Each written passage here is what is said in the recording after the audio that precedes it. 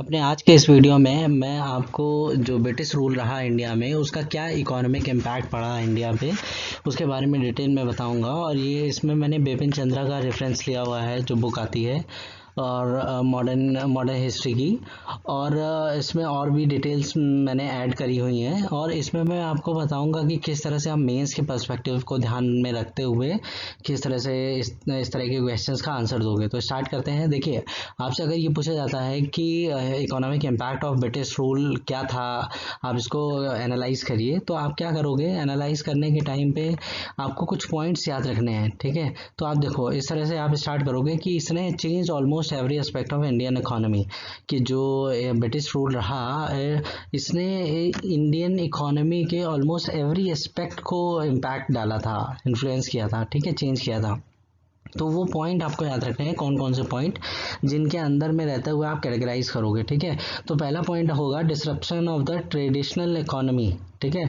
और दूसरा पॉइंट होगा रून ऑफ आर्टिसंस एंड क्राफ्ट्समैन। तीसरा है responsible for empowerment of the peasantry. Fourth है रून ऑफ ओल्ड जमींदार and rise of new landlordism, ठीक है। अब इसको याद कैसे रखोगे आप? देखिए, टोटल 7 पॉइंट्स हैं, 4 एक तरह के हैं, 3 लगभग, 2 एक तरह के हैं और आखिरी वाला अलग तरीका का है, ठीक है। तो अब देखिए, 4 स्टार्टिंग के क्या है। पहले तो उन्होंने ट्रेडिशनल इकोनॉमी में डिसरप्शन किया, ठीक है। जो पहले की इकोनॉमी रही थी उसमें उन्होंने किस तरह से चेंजेस लाए, नई नई टाइप की इकोनॉमी सामने आई, ठीक है, वो कैसे लाया। दूसरा, उन्होंने जो आर्टिसंस होते थे, कारीगर होते थे, जो क्राफ्ट्समैन होते थे, उनको बर्बाद कर दिया, ठीक है। और तीसरा उन्होंने क्या किया कि एम्पावरमेंट ऑफ द पीजेंट्री, जो किसान होते थे उनकी गरीबी का कारण बने, ठीक है। और ये जो आपका तीसरा है ruin of old zamindars and rise of new landlordism, ठीक है। तो इसको आप याद रखने के लिए ऐसे याद रख सकते हो कि उस समय की सोसाइटी में 3 तरह के लोग रहेंगे। एक तो किसान रहेंगे, एक जो कारीगर रहते थे, हैंडीक्राफ्ट बनाते थे, वो लोग रहते थे, और एक जमींदार थे, ठीक है। तो ये 3 लोगों को इन्होंने इम्पैक्ट डाला। और ट्रेडिशनल इकोनॉमी स्टार्टिंग में आप ये बताओगे कि ट्रेडिशनल इकोनॉमी में कैसे इम्पैक्ट डाला। उसके बाद आप फिर एग्रीकल्चर पे आओगे। उसके बाद देखिए, stagnation and deterioration of agriculture, उन्होंने एग्रीकल्चर पे किस तरह का इम्पैक्ट डाला, स्टैग्नेट हो गई एग्रीकल्चर और ये किस तरह से डेटेरियोरेट हुई, तो ये आप बताओगे। उसके बाद आप ट्रेड पे आओगे कि modern industries, introduction of modern industries हुआ, ठीक है। उसके बाद आप देखोगे कि ये जो सारा हुआ इसका ओवरऑल इम्पैक्ट क्या हुआ, responsible for extreme poverty and famines.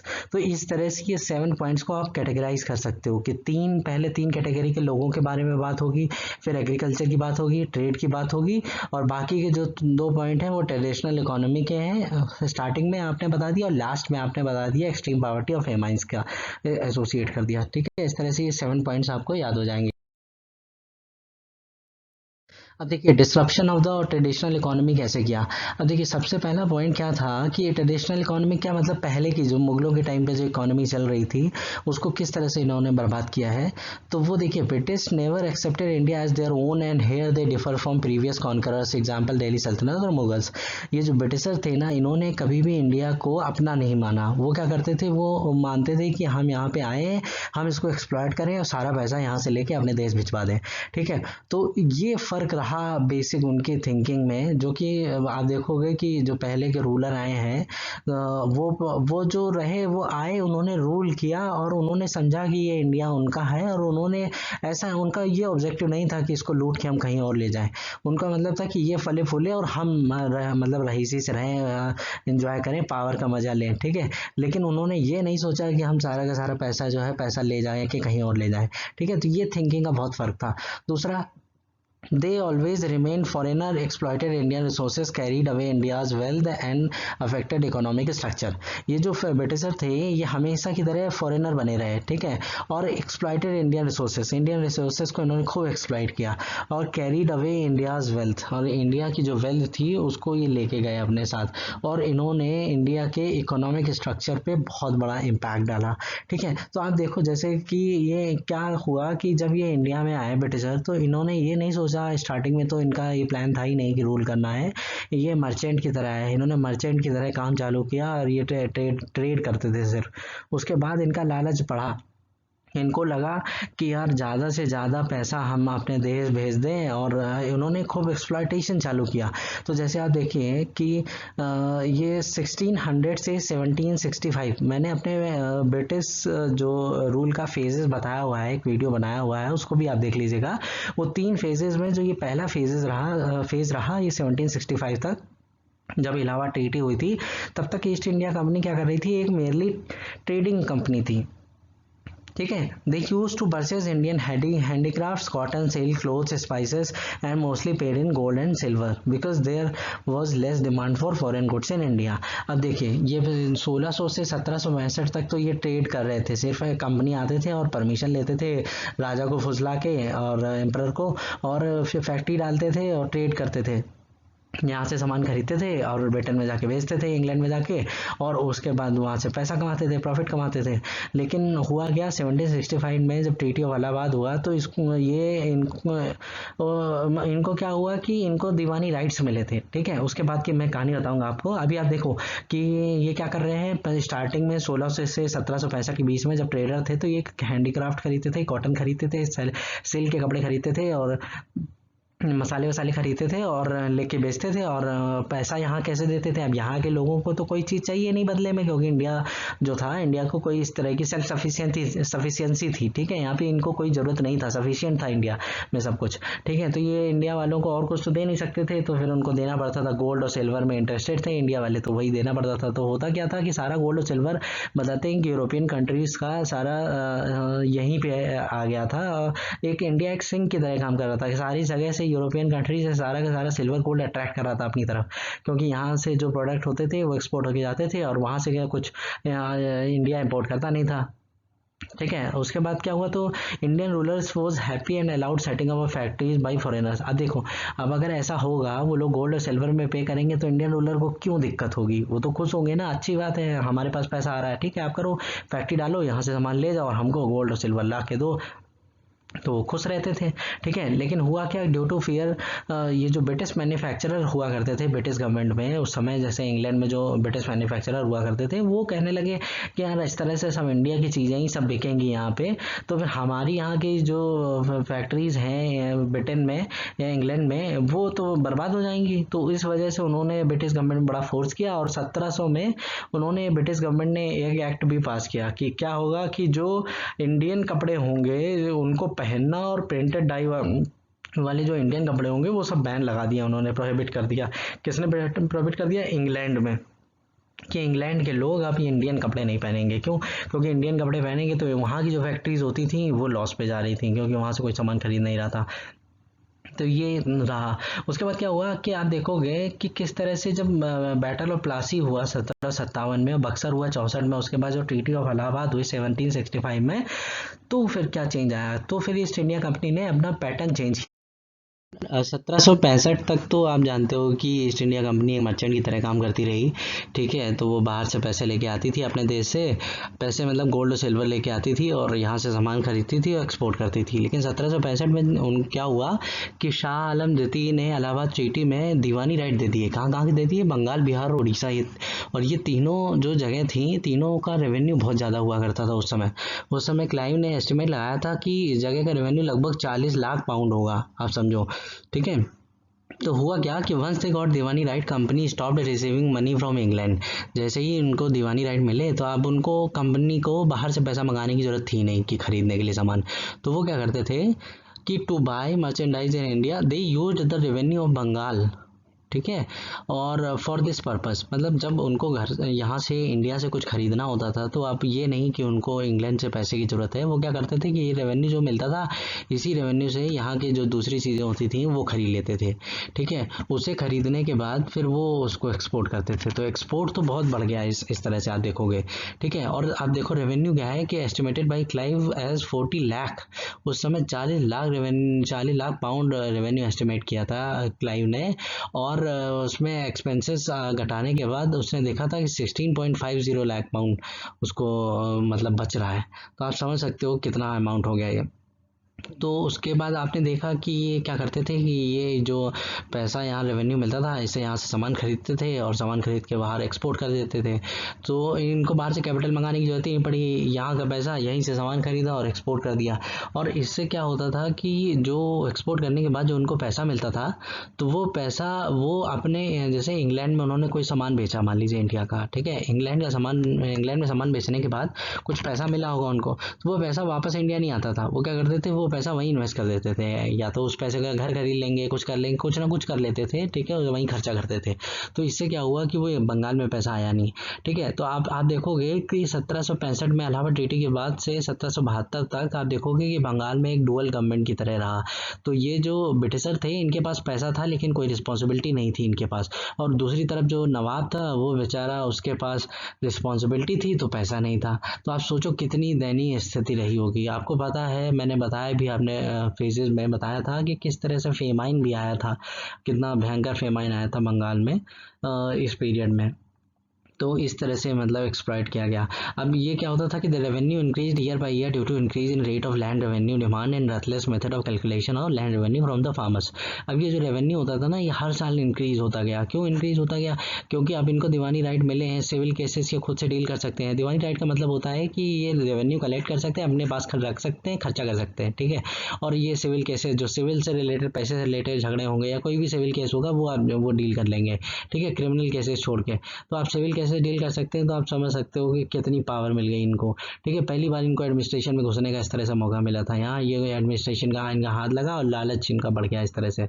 तो फिर आप देखोगे कि ये रेवेन्यू इनका इंक्रीज होता रहा, ठीक है। और इन्होंने लैंड रेवेन्यू और वसूला। उस समय फेमाइन भी आया था, तो फेमाइन में भी ये लैंड रेवेन्यू खूब वसूलते रहे, और लेकिन फिर भी इनको इतना लॉस हो गया था, ठीक है। तभी आप देखोगे 1773 में रेगुलेटिंग एक्ट आना पड़ा, आया। क्यों? क्योंकि इनको लॉस कैसे हो गया? असल में जो ब्रिटिश गवर्नमेंट थी वहाँ पे, उसने देखा ये प्रॉफिट कमा रहे हैं, और इन्होंने क्या किया, वहाँ पे लोगों को रिटर्न बढ़ा दिया था कि जिनके स्टेक होते थे ना ईस्ट इंडिया कंपनी में। मैंने अपने फेजेस में और ईस्ट इंडिया कंपनी के बारे में जब बताया, तो मैंने बताया है, तो जो शेयर खरीदे होते थे इनको, तो उसमें इन्होंने बढ़ा दिया कि आपको रिटर्न ज़्यादा देंगे, ठीक है। और रिटर्न ज़्यादा देंगे तो ज़्यादा लोगों ने शेयर खरीदे, और फिर बाद में वो इतना रिटर्न देने में भी दिक्कत हो रही थी, और उसके बाद इन्होंने भी, ब्रिटिश गवर्नमेंट ने भी अपना लगा दिया कि हम यहाँ तुम्हारी मोनोपोली चलाए हो, हमको कुछ घूस दो, हमको कुछ पैसा खिलाओ, नहीं तो हम तुम्हारी कंपनी कर देंगे इनवैलिड, ठीक है। तो उस डर से उनको भी पैसा देना पड़ गया ब्रिटिश गवर्नमेंट को, तो इनको हुआ लॉस। अब फेमाइन चल रहा था, तो इतनी बुरी हालत हो गई। फिर इस लॉस की वजह से ये जो ईस्ट इंडिया कंपनी है, इसने हेल्प मांगी ब्रिटिश गवर्नमेंट से कि यार मुझे कुछ पैसा चाहिए उधार। तो फिर पैसा उधार चाहिए, तब आया था रेगुलेटिंग एक्ट। तो ये कहानी मैं बता चुका हूँ पहले, मैंने यहाँ पे थोड़ा सा इंट्रोडक्शन दे दिया उस बारे में। अब देखिए, ये तो रेवेन्यू इंक्रीज होता गया, क्या होता रहा इसके बारे में आप जानते हो। अब आप देखो कि export of Indian goods and raw material at cheaper rates increase. Obvious सी बात है, जब आप पहले तो अपनी जेब से पैसा भर के बेच रहे, मतलब बाहर भेज रहे थे, तो अब बाहर तो नहीं भेज पाते थे इतना। लेकिन अब तो भैया रेवेन्यू यहीं से है, बंगाल के रेवेन्यू से ही खरीद रहे, तो रेवेन्यू तो इनके बाप का कुछ जा नहीं रहा है, ठीक है। अब आप यही समझो कि अगर आपको लॉटरी लग जाए, लॉटरी का पैसा आपको कहीं कुछ खरीदना हो, तो आप फिर उसमें कंजूसी थोड़ी ना करोगे, क्योंकि हराम का पैसा, तो रेवेन्यू मिल रहा है, आपने खरीदा को और एक्सपोर्ट बढ़ा दिया, लेकिन नो इम्पोर्टेंट गुड्स और बुलियन इन रिटर्न। लेकिन उसके बदले में ना ही कोई सामान आता था बाहर से, और ना कोई पैसा वो वापस आता था। तो इस तरह से आप ड्रेन ऑफ वेल्थ होता था, ठीक है। यही ड्रेन ऑफ वेल्थ की थ्योरी आगे चल के 1867 में दादा भाई नौरोजी जी देंगे। अभी आप देख रहे हो ये 1765 के बाद की कहानी चल रही है, लेकिन ड्रेन ऑफ वेल्थ स्टार्ट हो गया, ठीक है। क्योंकि हमारे पास बदले में कुछ नहीं आ रहा, हमारे पास सिर्फ जा रहा है पैसा, ठीक है। तो England attain the take off stage of its growth by utilising the resources drained out of India. अभी जो इंग्लैंड था, इंग्लैंड कैसे इतना टेक ऑफ किया, इतना इंडस्ट्रियल रिवॉल्यूशन आप देखोगे 1760 के आसपास से दिखना चालू हो जाता है। ये रिवॉल्यूशन इसलिए स्टार्ट हो गया क्योंकि इतने सारे रिसोर्सेज मिल रहे हैं उसको, सब कुछ सस्ते में मिल रहा है, ठीक है। Huge amount of remittance from British officials in the form of saving. अब यहाँ के जो ब्रिटिश ऑफिशियल थे वो खूब वहाँ पे सेविंग यहाँ से भेजते थे अपनी, और पेंशन का पैसा भी उनको मिलता था। जिन्होंने यहाँ पे सर्व किया है ईस्ट इंडिया कंपनी में, उनकी पेंशन भी जाती थी, तो उनके पास पैसों की कमी थी नहीं, ठीक है। और जब पैसों की कमी नहीं है, तो उन्होंने खूब कंस्ट्रक्शन, रोड कंस्ट्रक्शन में, रेलवेज में, कैनाल्स में और नए इन्वेंशन में खूब दिमाग लगाया, क्योंकि पैसों की कमी है नहीं, स्टैंडर्ड सुधर रहा है। इंडस्ट्रियल रिवोल्यूशन जो आप देख रहे हो ना, इंडस्ट्रियल रिवोल्यूशन हुआ, तो इंडस्ट्रियल रिवोल्यूशन किस वजह से हुआ? इसी वजह से हुआ क्योंकि यहाँ से सारा पैसा निकाल निकाल के वो भेज रहे थे, और रिसोर्सेज भी सस्ते में सब मिल जा रहे थे उनको। तो इस तरह से वो उनकी इंडस्ट्रीज जो है, मिल्स हैं, और ये सारी चीज़ें बहुत बहुत ज़्यादा बढ़ने लगी। अब देखोगे स्टीम इंजन की वजह से जो ये सबसे पहले हुआ था, तो ये इंडस्ट्रियल रिवोल्यूशन कहीं ना कहीं पार्शियली इंडिया का जो रोल था इसमें सामने आता है, कि इंडिया से जो वेल्थ जा रही थी वहाँ पे, इस वजह से वो सब कर पा रहे थे। ठीक है, तो आप देखोगे लेटर हाफ ऑफ 18 सेंचुरी में, लेटर हाफ मतलब 1750 के बाद से आप देखो इंडस्ट्रियल रिवोल्यूशन आया, और इंडस्ट्रियल रिवोल्यूशन आएगा तो फिर new capitalist class emerge with support of ruling Whig party. उस समय विग पार्टी चलती थी, तो वहाँ पे क्या हुआ, एक कैपिटलिस्ट क्लास सामने आई। अब जब इंडस्ट्रियल रिवोल्यूशन होगा, इंडस्ट्री बनेगी, तो एक कैपिटलिस्ट टाइप के क्लास अलग से सामने आई। उसने बोला कि इकोनॉमिक पॉलिसी को चेंज करो इंडिया में। ठीक है, तो ब्रिटिश इंडस्ट्रियल लॉबी जो थी उसने क्या किया, influence policies of England, England की कुछ पॉलिसीज में चेंज लाया। क्या चेंज लाया कि abolition of companies monopoly rights with India of trade. उन्होंने बोला कि अब ये जो कंपनी की जो मोनोपोली है ना इंडिया के साथ, कि इंडिया में क्या था उस समय, कि इंडिया में जो ट्रेड कर सकती थी वो सिर्फ यही थी, यही एक कंपनी थी, ईस्ट इंडिया कंपनी, जो सिर्फ जा पाती थी इंडिया में, वहाँ से ट्रेड करती थी। और कोई कंपनी मतलब आप समझो कि जो ब्रिटेन है, इंग्लैंड है, उससे और कोई कंपनी नहीं जाती थी, सिर्फ यही कंपनी थी, ईस्ट इंडिया कंपनी, जो जाती थी इंडिया में। ठीक है, तो इन्होंने क्या किया, आगे चल के इन्फ्लुएंस में आके 1813 में एक चार्टर आया था। उस चार्टर में क्या हुआ, इन्होंने बाकी सारी मोनोपोली तो खत्म कर दी।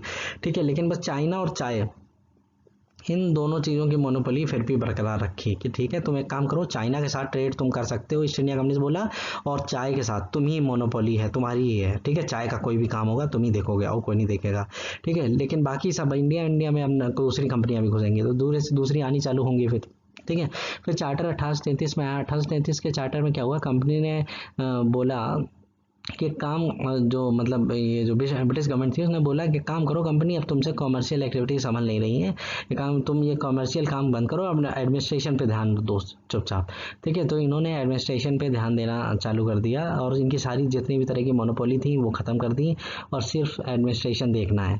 ठीक है, और ये मैंने अपने जो फेजेस बताए हैं, और जो ब्रिटिश जो आपको बताया हुआ है इस तरह से 1765 से लेके ये जो फेज बताया ईस्ट इंडिया कंपनी का 1600 से 1857 का मैंने एक वीडियो बनाया हुआ है, मेरे चैनल से आप देख सकते हैं। उसमें मैंने ये डिटेल में एक एक चीज़ बताई हुई है कि इस चार्टर एक्ट में किस तरह से ये कमर्शियल एक्टिविटी क्यों बंद करने को बोला गया। तो ये आप देखो कि कंपनी को बोला गया कि आप कमर्शियल एक्टिविटी बंद करो और चलते बनो। ठीक है, अब before crown east India company was merely a merchant. ठीक है, एक जो ब्रिटिश रूल आया 1857 के बाद से क्राउन ने रूल किया। ठीक है, तो क्राउन के रूल से पहले ईस्ट इंडिया कंपनी रही, तो ईस्ट इंडिया कंपनी के एक मर्चेंट की तरह काम करती रही। After that in later half of the 19th century, मतलब आप सोचो ब्रिटिश क्राउन के बाद से क्या हुआ, many European countries impose high custom duties to protect their industries. अब देखो अब इंडस्ट्रियल रेवोल्यूशन इतना आ गया है, तो बाकी की जो यूरोपियन कंट्रीज थी, यूरोपियन कॉन्टिनेंट में तो कई सारी कंट्रीज हैं, तो यूरोपियन की जो बाकी की कंट्रीज थी ना, उन्होंने बोला कि काम का हम लगाएंगे कस्टम ड्यूटी, आप ये बहुत सस्ते में माल इधर बेच रहे हो और हमारी इंडस्ट्री यहाँ की खराब हो रही है। तो उन्होंने मार्केट अपनी बंद कर दी, किसके लिए, इंग्लैंड के लिए। ठीक है, अब इंग्लैंड के लिए बंद कर दिया, अब इंग्लैंड बेचारा क्या करे। ठीक है, अब उसको तो एक्सप्लॉइट करना है, तो वो for this loss of market British government force government of India to adopt free trade. तो इसकी वजह से जो ब्रिटिश गवर्नमेंट थी उसने बोला गवर्नमेंट ऑफ इंडिया से, गवर्नमेंट ऑफ इंडिया क्या मतलब वही गवर्नर जनरल और इन सब दो तरह के बनाया था ना इन्होंने, कि गवर्नमेंट ऑफ इंडिया रहेगी, एक इनकी होम गवर्नमेंट रहेगी। तो गवर्नमेंट ऑफ इंडिया बोला कि एक काम करो तुम अडॉप्ट फ्री ट्रेड की पॉलिसी करवाओ वहाँ पे। क्या फ्री ट्रेड मतलब, तो वहाँ पे कोई कस्टम ड्यूटी नहीं होगी, इंडिया में कोई ड्यूटी नहीं होगी इम्पोर्ट पे, फ्री जितना भी माल होगा सब इन्हीं को भेज दो। अभी तक हमको भेजते थे, अब सब इन्हीं को बेचो, हम कितना कंज्यूम करेंगे। ठीक है, तो पॉलिसी ऑफ लेसे फेयर की एक आई पॉलिसी आई, उसने क्या किया कि for unlimited sale of British industrial goods. अब ब्रिटिश इंडस्ट्रियल की जो गुड्स बनती थी तो वो सारा माल क्या करते थे, वो यहीं बेच देते थे इंडिया में। पहले क्या होता था, रॉ मटेरियल और सस्ता सामान बेच के वहाँ फैक्ट्रीज में सब कुछ करते थे और दूसरे यूरोपियन कंट्रीज में बेचा करते थे। लेकिन दूसरी यूरोपियन कंट्रीज को लगा यार ये बड़ा सस्ते में बेच ले रहा है, क्यों, क्योंकि इनकी कॉलोनी है इंडिया से, सारा रॉ मटेरियल सस्ते मिल जाता है। तो जब सस्ते में रॉ मटेरियल मिलेगा तो सस्ते में बेच भी लेगा। जैसे आज के समय आप चाइना देख रहे हो कि सब सस्ते में प्रोडक्ट बना लेता है। ठीक है, कम्युनिस्ट होने की वजह से सस्ते में सब कुछ अवेलेबिलिटी है उसको रॉ मटेरियल की। तो ऐसे ही समझो, रॉ मटेरियल जब सस्ते मिलेगा तो सस्ते में बेचेंगे, तो ये बाकी के यूरोप के जो कंट्रीज हैं उनको लॉस होने लगा, तो उन्होंने अपने अपने में लगा दी कस्टम ड्यूटीज़ कि हमारे में नहीं आएगा, ये इंग्लैंड का कोई माल नहीं बिकेगा। ठीक है, इस तरह से। तो इस तरह के जब रिस्ट्रिक्शन लगे तो इनको कोई ना कोई मार्केट तो चाहिए, तो इन्होंने बोला कि 1800 जब क्राउन आया था, क्राउन ने बोला कि फिर अब ये जो इंडस्ट्रियल गुड्स हैं ब्रिटिश के जो यहाँ बनाते हैं हम, वो सारी सब इंडिया में बेचो। ठीक है, हमें तो अब वहाँ तो इतनी मार्केट नहीं थी, मतलब यूरोप में स्कोप था नहीं, और इंग्लैंड वाले भी कितना खरीदेंगे, तो फिर इंडिया में था। लेकिन उन्होंने एक क्या मतलब हरामखोरी करी, आप देखोगे उन्होंने क्या किया कि वन वे फ्री ट्रेड, मतलब उन्होंने फ्री ट्रेड का कंसेप्ट क्या है, लेसर फेयर में जो एडम स्मिथ ने बोला था, उन्होंने बोला था कि कोई मोनोपोली नहीं होनी चाहिए और कोई कस्टम ड्यूटी और इस तरह कोई ड्यूटी नहीं लगनी चाहिए, ओपन मार्केट होनी चाहिए। लेकिन इन्होंने क्या किया कि वन वे फ्री ट्रेड किया, मतलब इंडिया को तो ओपन मार्केट बना दिया, लेकिन जो अपना इंग्लैंड था उसको इन्होंने क्लोज रखा। मतलब अब इंडिया में तो आप बेच सकते हो, ठीक है, ब्रिटिश गुड्स को, लेकिन इंडिया वाले नहीं बेच सकते बाहर कहीं, मतलब इंडिया से एक्सपोर्ट नहीं होगा। तो अब एक्सपोर्ट नहीं होगा तो हम इम्पोर्ट ही इम्पोर्ट करेंगे। तो एक समय में जो कॉटन का सबसे बड़ा एक्सपोर्टर हुआ करता था इंडिया, वो आगे चल के आप देखोगे इम्पोर्टर हो गया। तो ये दयनीय स्थिति जो हुई, क्यों हुई ब्रिटिश गुड्स के, ये जो इस समय जो वन वे फ्री ट्रेड चालू किया ना, तब ये हालत हुई है कि एक एक्सपोर्टर एक इम्पोर्टर में कन्वर्ट हो गया। ठीक है, तो इस तरह से हमने देखा पॉलिसी और लेसर फेयर की एडम स्मिथ की एक बुक आई थी, ये वेल्थ ऑफ नेशंस करके 1776 में। तो इसमें इन्होंने बोला था कि फ्री ट्रेड की पॉलिसी होनी चाहिए, कोई का मतलब ऐसा नहीं होना चाहिए कि रिस्ट्रिक्शन लगा दे कोई कंट्री, ठीक है, इकोनॉमी तभी बूस्ट होगी, इस तरह की बातें करी थी उन्होंने। अब देखो, अब ये rule of artisans and craftsman कैसे किया इन्होंने, आर्टिसंस किस तरह के रहेंगे, या एक अर्बन रहेंगे एक रूरल रहेंगे। अब अर्बन इंडस्ट्रीज कैसे कोलैप्स होगी ड्यू टू फॉलोइंग रीजंस, कौन कौन से, huge competition with powerful steam operated machine made goods of Britain produced at mass scale. अब देखिए जो ब्रिटेन में जो गुड्स बनते थे वो कैसे बनते थे, स्टीम और स्टीम इंजन से बनते थे और बहुत तेज़ी से बन जाते थे, ठीक है, और मास स्केल पे। और यहाँ पे क्या था, इंडिया में कम्पीट करने के लिए हैंडमेड बन रहा है, हैंडमेड में कितना तेजी से करोगे आप काम। तो देखो आप दोनों पिक्चर में देख रहे हो कि एक तरफ इंडियन हैंडीक्राफ्ट की फोटो है और एक तरफ आप देख रहे हो किस तरह से ये फैक्ट्री बनी हुई है, स्टीम ऑपरेटेड से इस तरह से कर रहे हैं ये, ठीक है। तो इस तरह से आपने देखा कि machine made goods of Britain किस तरह से मास स्केल पे प्रोड्यूस कर रहे हैं। और दूसरा एक policy of one way free trade on India after 1813 के बाद में इन्होंने ये one way free trade on India चला दिया कि वन वे फ्री ट्रेड होगा, ठीक है। अब देखो ये जो फ्री ट्रेड की पॉलिसी है ये चालू इन्होंने 1813 से कर दी। 1858 से तो मतलब क्राउन आया तो क्राउन के हाथ में आया, तब तक ईस्ट इंडिया कंपनी भी वन वे फ्री ट्रेड कर रही थी,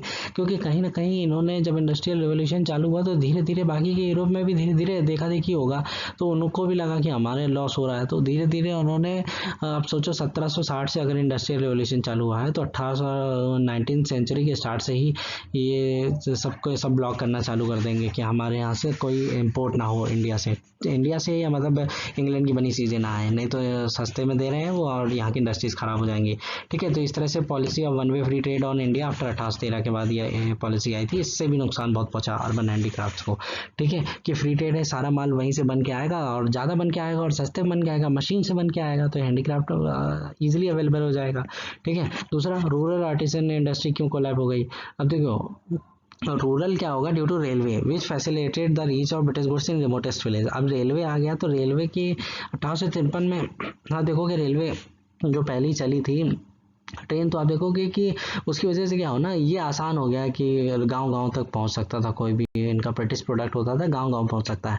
जब वो गांव-गांव पहुंच सकता है तो गांव में जो ये आप देख रहे हो किस तरह का पॉटर बैठा हुआ है और किस तरह के हैंडीक्राफ्ट हो रहे हैं, तो ये सारी चीज़ें ठप हो गई, ठीक है। अब इनके ठप होने से कि cotton weaving and spinning industry जो थी ना वो सबसे ज़्यादा मतलब बहुत ज़्यादा हिट हुई थी कॉटन वेविंग, ठीक है। और पहले आप समझो देखो जो चरखे से जो चरखा था ना, चरखे से सूत काट के इस तरह से कपड़े बनते थे कॉटन के, तो देखो कितना टाइम लगेगा उसमें, ठीक है। तो कॉटन वीविंग और स्पिनिंग इंडस्ट्रीज वर्स्ट हिट हुई और some other industries also affected adversely, कुछ इंडस्ट्रीज और अफेक्ट हुई थी। कौन कौन सी इंडस्ट्रीज अफेक्ट हुई थी, एक हुई थी silk and wooden textiles, iron industries, potteries, glass, paper, metals, guns, shipping, oil pressing and tanning and dyeing, ठीक है। ये कुछ इंडस्ट्रीज और भी अफेक्ट हुई थी। ये देखो आप कुछ और फैक्टर भी रिस्पॉन्सिबल रहे थे इनके बर्बाद होने की वजह से, जो रूरल अर्बन हैंडीक्राफ्ट्स है ये क्यों क्या, एक तो इन्होंने बहुत अत्याचार किया, operation practice by East India Company force indigo production at low wage and at low price और forcing craftsmen to sell goods below market price. इन्होंने क्या किया ना, जबरदस्ती इंडिगो मतलब प्रोड्यूस करना चालू किया। इंडिगो क्या होती थी, एक तरह की डाई होती थी, इसे कपड़े रंगे जाते थे, ठीक है। और इंडिया में ये इंडिगो होता था बहुत सस्ते में ये प्रोड्यूस कराते थे और बाहर भेजते थे और कलर मतलब बहुत कैश क्रॉप की तरह काम करते थे। और जबकि इंडिया के जो फार्मर्स होते थे वो चाहते थे कि राइस प्रोड्यूस करें, क्योंकि राइस की कीमत भी ज़्यादा थी, बिक जाती थी महंगे में, लेकिन नहीं, ये ज़बरदस्ती फोर्स कर करके उनका इंडिगो उगाते थे और कम प्राइस पे। ठीक है, तो ये इस तरह से उन्होंने एक्सप्लॉइट किया, खूब ऑपरेशन किया, मतलब दवा खूब अत्याचार किया इस तरह के। और उन्होंने क्राफ्ट्समैन जो होते थे उनसे सस्ते दाम पे चीज़ें खरीद लेते थे। तो many craftsman became abandon their ancestral profession. तो इस दबाव की वजह से बहुत सारे जो क्राफ्ट्समैन थे ना, तो उन्होंने जो अपने बाप दादाओं का जो प्रोफेशन था वो छोड़ दिया। अब सोचो, मान लो कोई कुम्हार है, अब उससे ज़बरदस्ती आप सस्ते में कोई चीज़ खरीदोगे, या कोई कॉटन का कुछ बना रहा है तो उससे आप सस्ते में कुछ खरीदोगे, तो अब वो क्या करेगा, वो फिर छोड़ देगा। अब इंडिगो इंडिगो प्रोफेशन में आप देखो, एक बार ऐसा बताते हैं कि किसान ने हाथ काट लिए थे अपने के, ताकि हमको ज़बरदस्ती इंडिगो का प्रोड्यूस ना कराया जाए। इतना टॉर्चर करते थे, ज़बरदस्ती टॉर्चर कर करके उनसे काम कराया जाता था। ठीक है, और levy of heavy import duties in Britain, और ब्रिटेन में ऊपर से इंपोर्ट ड्यूटी बहुत ज़्यादा हाई थी। एक तो तुम यहाँ दबा रहे हो, अत्याचार कर रहे हो, ऊपर से ब्रिटेन में इंपोर्ट ड्यूटी हाई कर दोगे तो यहाँ से एक्सपोर्ट नहीं होगा। ठीक है, यहाँ से एक्सपोर्ट हो जाता तब भी कुछ था को, लेकिन एक्सपोर्ट ही नहीं है। ठीक है, and other European countries combined with modern manufacturing industries in Britain. ठीक है, तो इन्होंने जो अदर यूरोपियन कंट्रीज थी विथ मॉडर्न मैन्युफैक्चरिंग कंबाइन हो गई, किससे, modern manufacturing industries in Britain. तो ये मॉडर्न मैन्युफैक्चरिंग भी बहुत सारी सामने आई यूरोप में। ठीक है, यूरोपियन कंट्रीज़ में, और इम्पोर्ट ड्यूटी भी उन्होंने लगा दी। तो कहीं ना कहीं इससे बड़ा दबाव पड़ा।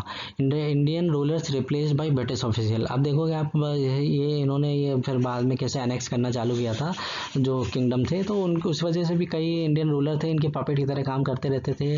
और ये इन्होंने ब्रिटिशर ने, ऑफिशियल्स ने इंडियन रूलर्स को की जो पावर थी उनको छीना चालू किया। तो अब क्या होगा, जो ये इंडियन रूलर होते थे तो वो पैटर्न ऑफ, वो क्या करते थे कि वो पहले खरीद लिया करते थे इंडिया के क्राफ्ट्समैन से चीज़ें, और कोर्ट के लिए मिलिट्री वेपन्स और ये सारी चीज़ें खरीद लिया करते थे। लेकिन अब ये जब आए ब्रिटिशर्स आए, तो ब्रिटिश ऑफिशियल अपने देश की चीज़ें ही खरीदते थे। ठीक है, इन्होंने इंडिया के लोगों से चीज़ें खरीदना ही बंद कर दिया और प्रमोट करना चालू किया कि सबके सब ब्रिटिश गुड्स खरीदें। ब्रिटिश गुड्स क्या मतलब, रॉ मटेरियल इंडिया का, ठीक है, बना के लाएं अपने देश की फैक्ट्री से, यहाँ पे बेच रहे हैं और लोगों को भी कह रहे हैं कि यही खरीदो। ठीक है, तो इससे आप देखोगे, और आप एक चीज़ और देखोगे कि ये जो मिलिट्री वेपन्स जो है, जो पहले इंडिया में भी बन जाते थे, तो वो इन्होंने पूरा ख़त्म ही कर दिया। सारी डिपेंडेंसी मतलब सब ब्रिटिश पे ही आ गई कि अब वही बनाएंगे। ठीक है, अब आउटकम क्या हुआ, इसका क्या होगा अगर ऐसा होगा, तो due to ruin of Indian handicrafts many cities and towns got depopulated. Obvious सी बात है, जो हैंडीक्राफ्ट और ये सब जो लोग हैं, जो सिटीज़ में रहते थे, टाउन्स में रहते थे, तो ये अब छोड़ छोड़ के जाएंगे, गांव की तरफ भागेंगे। ठीक है, पलायन होगा, माइग्रेशन होगा। तो ढाका, सूरत और मुर्शिदाबाद से लोग छोड़ छोड़ के जाने लगे। At the end of 19th century के एंड में, मतलब 1890 से लेके 1900 के बीच में आप देखोगे कि urban population found बेयरली 10% of total population. मतलब उस समय की जो पॉपुलेशन थी उसका सिर्फ 10% ही अर्बन लोग थे, which led to increase rural population crowding into agriculture. अब ऐसा होगा तो सब गाँव भागेंगे। तो आप सोचो, किसी के पास कोई खेत है, तो उस खेत में अगर वो काम करने वाला था, पहले 5 लोग काम कर रहे थे, तो आप उसके बाहर जो कमाने गए थे वो भी अगर आ जाएंगे, तो उसी खेत पे 10 लोग हो जाएंगे, तो क्राउडिंग हो जाएगी, एग्रीकल्चर में बहुत ज़्यादा क्राउडिंग हो गई। ठीक है, तो इसका ये आउटकम हुआ। तो इस तरह से आप आउटकम भी बता सकते हो कि इस तरह के जो दबाव पड़ा और क्या हुआ, कैसे बर्बाद किया, और उसके प्रभाव से एक इम्पैक्ट क्या आया। इंडस्ट्री तो रियून हुई ही, और दूसरे वे में ये एग्रीकल्चर पे ओवर क्राउडिंग भी बढ़ी। ठीक है, इस तरह से पॉइंट वाइज आप बता सकते हो। फिर और ये self sufficient rural economy destroyed. अब ये इन्होंने एक चीज़ ये डिस्ट्रॉय कर दी, आर्टिसन हो गया। अब इकोनॉमी कैसे डिस्ट्रॉय करी रूरल की।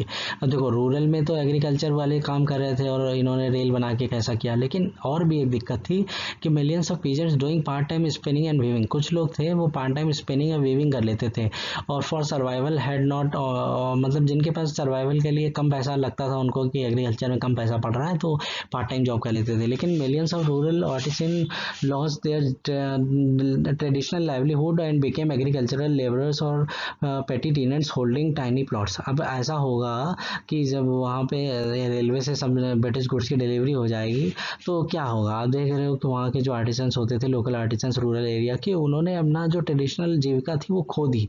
और जो बेचारे जो एग्रीकल्चर वाले जिनको ये काम करके वहाँ पे गुजारा कर ले रहे थे, वो अब एग्रीकल्चर लेबरर बन गए। उनका खर्चा ही नहीं चल रहा था, तो वो लेबरर बन गए या टीनेंट्स टेनेंट्स बन गए, किराएदार।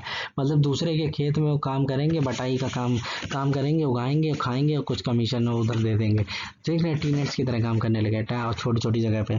तो this increase dependence of people on agriculture. इससे क्या हुआ कि लोगों का एग्रीकल्चर पे डिपेंडेंसी बहुत ज़्यादा बढ़ गई। तो आप देखोगे कि 63.7% से लेके 70% बढ़ गई थी। कब? 1901 से 1941 के बीच में इतना फर्क पड़ा। मतलब इतना, और इसी वजह से इतनी पावर्टी जो बढ़ी है। अब सारे लोग एग्रीकल्चर पे जाएंगे तो उसका बुरा इम्पैक्ट पड़ेगा, ठीक है। अब तो क्या हुआ, an exporter of cotton goods became importer of British cotton products due to the de industrialisation in India.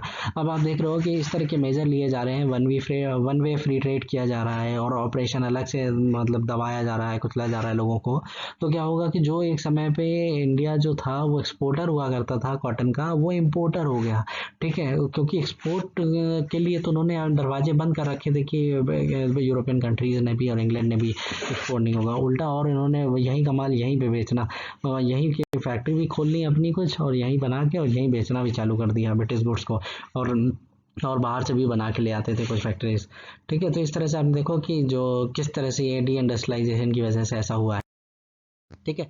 इम्पावरिशमेंट of the peasantry. अब ये जो गरीबी थी किसानों की, उसके भी ये मेन कारण यही थे।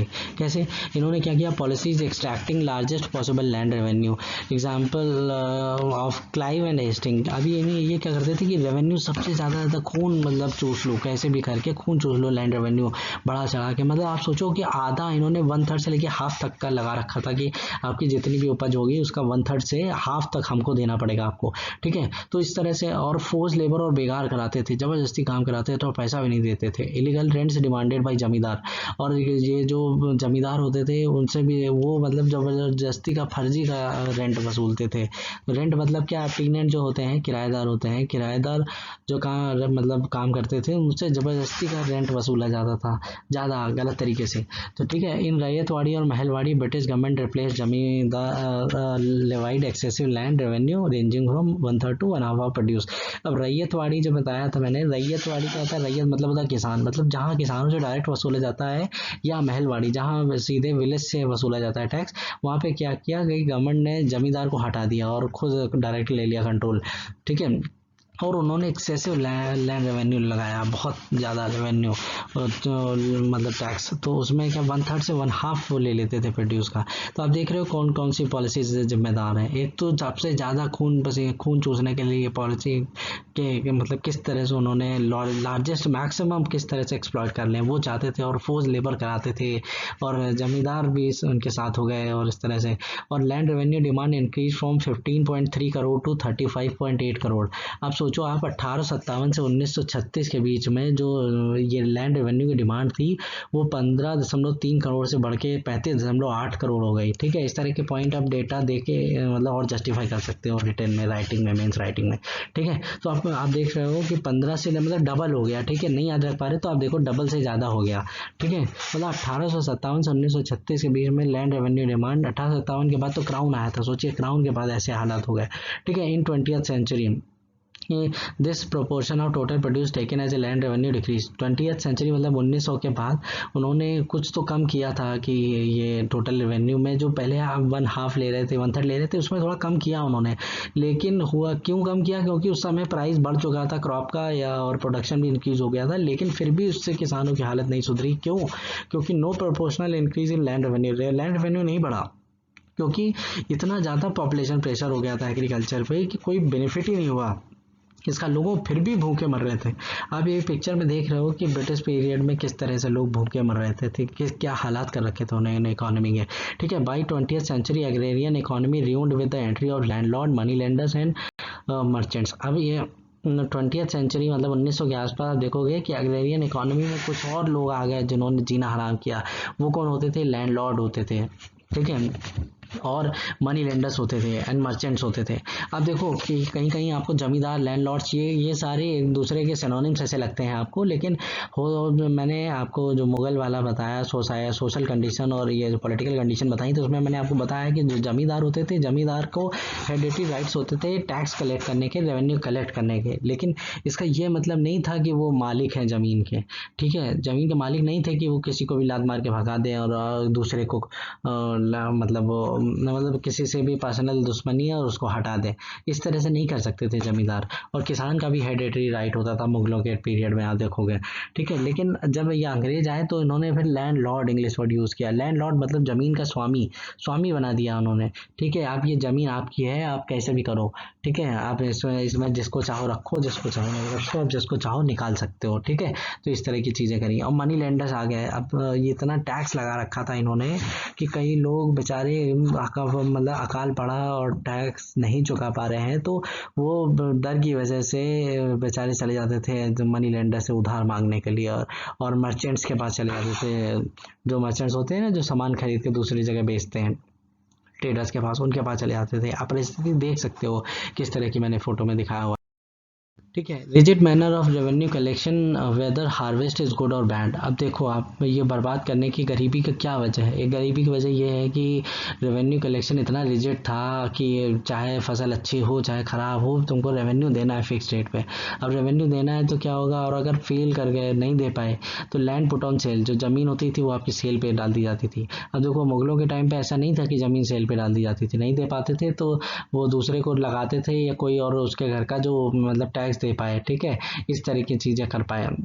ये सब था कि मतलब हटाने का नहीं, स्वामित्व नहीं हट जाएगा, तुम्हारी जगह कोई और उसमें जुताई कर लेगा, तुम्हारे परिवार का ही कोई और भी कर सकता है, ठीक है। ज़मीन नहीं बेच दी जाएगी उसमें। और ऐसा था भी नहीं उस समय कि मुगलों के टाइम पे क्या था कि अगर अकाल पड़ जाता था तो इतना नहीं था कि ज़बरदस्ती किसी से भी इस लेवल का खून चूसा जाए। इस लेवल का खून नहीं चूसा गया कभी भी, इस लेवल का कि तुम चाहे मर जाओ लेकिन हमें टैक्स दो, इस तरह की चीज़ें नहीं थी। उनको भी दिखता था फेमाइन आया है तो ये नहीं दे पाएगा, तो ये आप देखोगे किस तरह से चीज़ें आई थी। उन्होंने ये इस तरह की हरकतें नहीं करी। अब आप देखो, व्हेन फेल टू पे लैंड पुट ऑन सेल, ज़मीन पर गिरवी रख, मतलब सेल पे डाल दी जाती थी। और कई बार क्या होता था, किसान खुद से ही ज़मीन का कुछ पार्ट बेच देता था ताकि वो जो गवर्नमेंट की डिमांड है, टैक्स है, वो दे पाए, ठीक है। और इनेबिलिटी टू पे, अगर नहीं दे पाया अगर, तो draw peasant to borrow from money lender. अब नहीं दे पाया तो उस बेचारे किसान को मनी लेंडर के पास जाना पड़ता था। क्यों? क्योंकि वो उधार ले सके, तो वो अपनी ज़मीन गिरवी रखता था। वंस इन डेट, और आप जानते हो कि एक बार गिरवी रख दी ज़मीन तो फिर कोई बाहर निकलने का रास्ता नहीं था, इतना हाई इंटरेस्ट था जमींदार लगाते थे। वो जमींदार नहीं, सॉरी, जो मनी लेंडर होते थे। कई आगे चल के तो आप देखोगे कि जमींदारी मनी लेंडर बन गए हैं, तो वो अलग चीज़ है। मुगलों के टाइम पे जमींदार क्या होते थे? जमींदार वो होते थे जो उससे पहले के ज़माने के बाप दादा के जो जमींदार रहे हैं वही जमींदार चलते आ रहे थे, और उनका लोगों से लगाव भी था, उसी कास्ट के होते थे। आप देखोगे नायक, पाटिल, देशमुख, इस तरह के लोग होते थे, कुछ कास्ट होती थी। तो ये लोग गांव में लोगों को जानते थे और उनको समझते थे, ठीक है। लेकिन बाद में ही जमींदारी की पोजीशन को इन्होंने मतलब उस तरह से बिडिंग में रखना चालू कर दिया था ये ब्रिटिशर ने, ठीक है। तो जमींदार जो थे आगे चल के, जो नए जमींदार सामने आए हैं, उन्होंने तो खूब मनी लेंडर की तरह भी काम किया है। तो अभी तो ये मनी लेंडर एक अलग कैटेगरी है, एक पैरासाइट है, परजीवी टाइप के। ये गिरवी रखते हैं, जो किसान इनमें ज़मीन गिरवी रख देते थे और एक बार कर्जे में चले गए तो फिर इनके धोखेधड़ी से, फॉल्स अकाउंटिंग से, डिसीटफुल मेजर से कभी बच नहीं पाते थे और फाइनली अपना लैंड खो देते थे। तो आप देख रहे हो किस तरह से गरीबी आई है। मनी लेंडर क्या करते थे? Support from new legal system and revenue policy. अब ये जो नई पॉलिसी आई थी रेवेन्यू की, इससे मनी लेंडर को बड़ा फायदा हुआ, लीगल सिस्टम से, रेवेन्यू पॉलिसी से। पहले क्या होता था कि मनी लेंडर पहले भी रहे हैं, ऐसा नहीं है कि पहले नहीं रहे हैं मुगलों के टाइम पे, लेकिन पहले के जो मनी लेंडर थे, टू फॉलो विलेज कम्युनिटी, ये इनको गाँव के नियम और लोगों को समझना पड़ता था और सही से बिहेव करना रहता था। और रेट जो होता था fixed by usage and public opinion, use और पब्लिक ओपिनियन के हिसाब से रेट फिक्स करते थे कितना इंटरेस्ट होगा, ठीक है। Not power to seize land और ऑफ डेटर, और जो कर्जीदार होता था उसकी ज़मीन जब्त नहीं कर सकते थे आप। At most he can take position of debtors personal effects like jewellery and part of standing crops. उस समय आप क्या होता था कि आप ज़्यादा से ज़्यादा क्या कर सकते हो कि उसकी जो डेटर्स की पर्सनल प्रॉपर्टी है, ज्वेलरी है, या स्टैंडिंग जो फसल है, वो पूरी जब्त कर लो आप, ठीक है। तो आप समझो कि पहले जो जमींदार, जो पहले मुगलों के टाइम जमींदार थे, तो वो भी ज़्यादा ज़्यादा क्या कर सकते थे? ज़मीन नहीं आप ले सकते हो, ठीक है। आप ज़्यादा ज़्यादा उसकी, आपकी प्रॉपर्टी, आपको टैक्स देना है, उसकी प्रॉपर्टी ले लो, या उसकी क्रॉप का हिस्सा ज़्यादा ले लो, ठीक है। नहीं दे पा रहा है तो कुछ वजह ही रही होगी क्यों नहीं दे पा रहा है, ऐसा नहीं है तो अगले साल के से ले एडजस्ट कर लो। इस तरह की चीज़ें नहीं थी कि उसको तुरंत हटा दो, ठीक है, पर उसका क्योंकि वो हेरिडिटरी राइट होता था किसान का। ठीक है, अब क्या हुआ, नई पॉलिसी आई मनी लेंडर के लिए, क्या हुआ, can take position of land. इन्होंने लीगल डॉक्यूमेंट इस तरह के बनाए कि आप जो गिरवी रखी है तो आप ले सकते हो, पोजीशन ले सकते हो, तो पोजीशन ले लिया। सपोर्ट ऑफ पुलिस, पुलिस का सपोर्ट मिल जाता था इनको। हायरिंग एडवोकेट, एडवोकेट हायर कर लेते थे, पैसे वाले होते थे तो एडवोकेट हायर कर लेते थे। और उस समय की लीगल लीगल चीज़ें, रूल ऑफ लॉ चालू किया जो अंग्रेजों ने, लॉ को सुप्रीम मानते हुए। तो वो बेचारे गांव वाले और जो ये जो एग्रीकल्चर करते थे, पीजेंट होते थे, फार्मर्स होते थे, वो नहीं समझ पाते थे। तो इन्होंने बड़ा अनड्यू एडवांटेज लिया पीजेंट्स की इलिटरेसी का, इग्नोरेंस का, और ट्विस्ट किया जो कॉम्प्लिकेटेड प्रोसेस ऑफ लॉ था। लॉ का जो कॉम्प्लिकेट प्रोसीजर था, किस तरह से उनको ये जब्त किया जा सकता है, नहीं किया जा सकता है, क्या लिखा है उन्होंने, तो उसमें तो इससे बहुत फ़ायदा उठाया। ठीक है, इन केस ऑफ स्कैरसिटी और फेमाइन क्या होता था, जैसे अकाल आ गया तो लैंड ट्रांसफ़र और ज़्यादा बढ़ जाता था। फिर अकाल होगा तो क्या होगा, आप देख रहे हो कि मनी लेंडर के पास जाएंगे, या अगर नहीं दे पाएंगे तो किस तरह से उनकी ज़मीन जब्त की जाएगी। ठीक है, तो आपने देखा कि पीजेंट जो होते थे fall prey to money lender, तो मतलब मनी लेंडर के कब्जे में आ जाते थे। और for land revenue on feeding, कई बार क्या होता था कि लैंड रेवेन्यू तो ठीक है, कई बार तो इतना अकाल पड़ता था कि वो अपने घर वालों को खाना नहीं खिला पाते थे, इसलिए वो जाते थे मनी लेंडर के पास कि हमको ये मतलब पैसा दे दो कुछ, और फिर फंस जाते थे इस विशियस साइकिल में। By the end of 19th century, मतलब 1890 के बाद से आप देखोगे मनी लेंडर जो थे वो कर्ज की तरह काम करने लगे, एकदम जैसे अभिशाप नहीं होता है देश के लिए, इस तरह से पैरासाइट की तरह उन्होंने इस देश को बर्बाद करने में सहयोग दिया है। ठीक है, ये मनी लेंडर ने किया। 1911 में टोटल रूरल डेप्ट कितना था, आप देखो 1911 में जो टोटल रूरल डेप्ट था वो 300 करोड़ था। ठीक है, और 1937 में ये रूरल डेट हो गया 1800 करोड़। अब रूरल डेट का आप समझ रहे हो, मतलब इन्होंने कर्जा लिया होगा किसानों ने और वो चुका नहीं पाए होंगे, तो इतना रूरल डेट था उस समय। ठीक है, और उनके ऊपर कर्जा चल रहा था। और मनी लेंडर, और होता क्या था कि ये मनी लेंडर जो एक पपेट था ब्रिटिश इंपीरियलिस्ट एक्सप्लॉयटेशन पॉलिसी का, ब्रिटिश की जो इंपीरियलिज्म वाली पॉलिसी थी, ये कॉलोनियलिज्म इन्होंने फैलाया एक्सप्लॉयट करने की जो पॉलिसी थी, तो ये तो पपेट था, एक मोहरा था बीच का। ठीक है, लेकिन असली में जो मेन था वो तो ब्रिटिश थे ना, लेकिन लोगों को क्या दिखा, किसानों को क्या दिखा कि डायरेक्ट यही हमारा खून चूस रहा है। तो आप देखोगे कि जब 1857 का पीजेंट का जब रिवोल्ट हुआ था, तो ये रिवोल्ट में सबसे ज़्यादा अटैक जो हुए पीजेंट ने जिनमें अटैक किए, तो उन्होंने मनी लेंडर पे ही सबसे ज़्यादा अटैक किए थे। ठीक है, इस तरह से आप देखोगे। और कॉमर्शलाइजेशन ऑफ एग्रीकल्चर, और एग्रीकल्चर का कॉमर्शलाइजेशन भी हुआ गरीबी का एक कारण था कि poor present force to sell produce just after harvest. अब देखो, अब टैक्स देना है, टैक्स की एक डेट फिक्स है।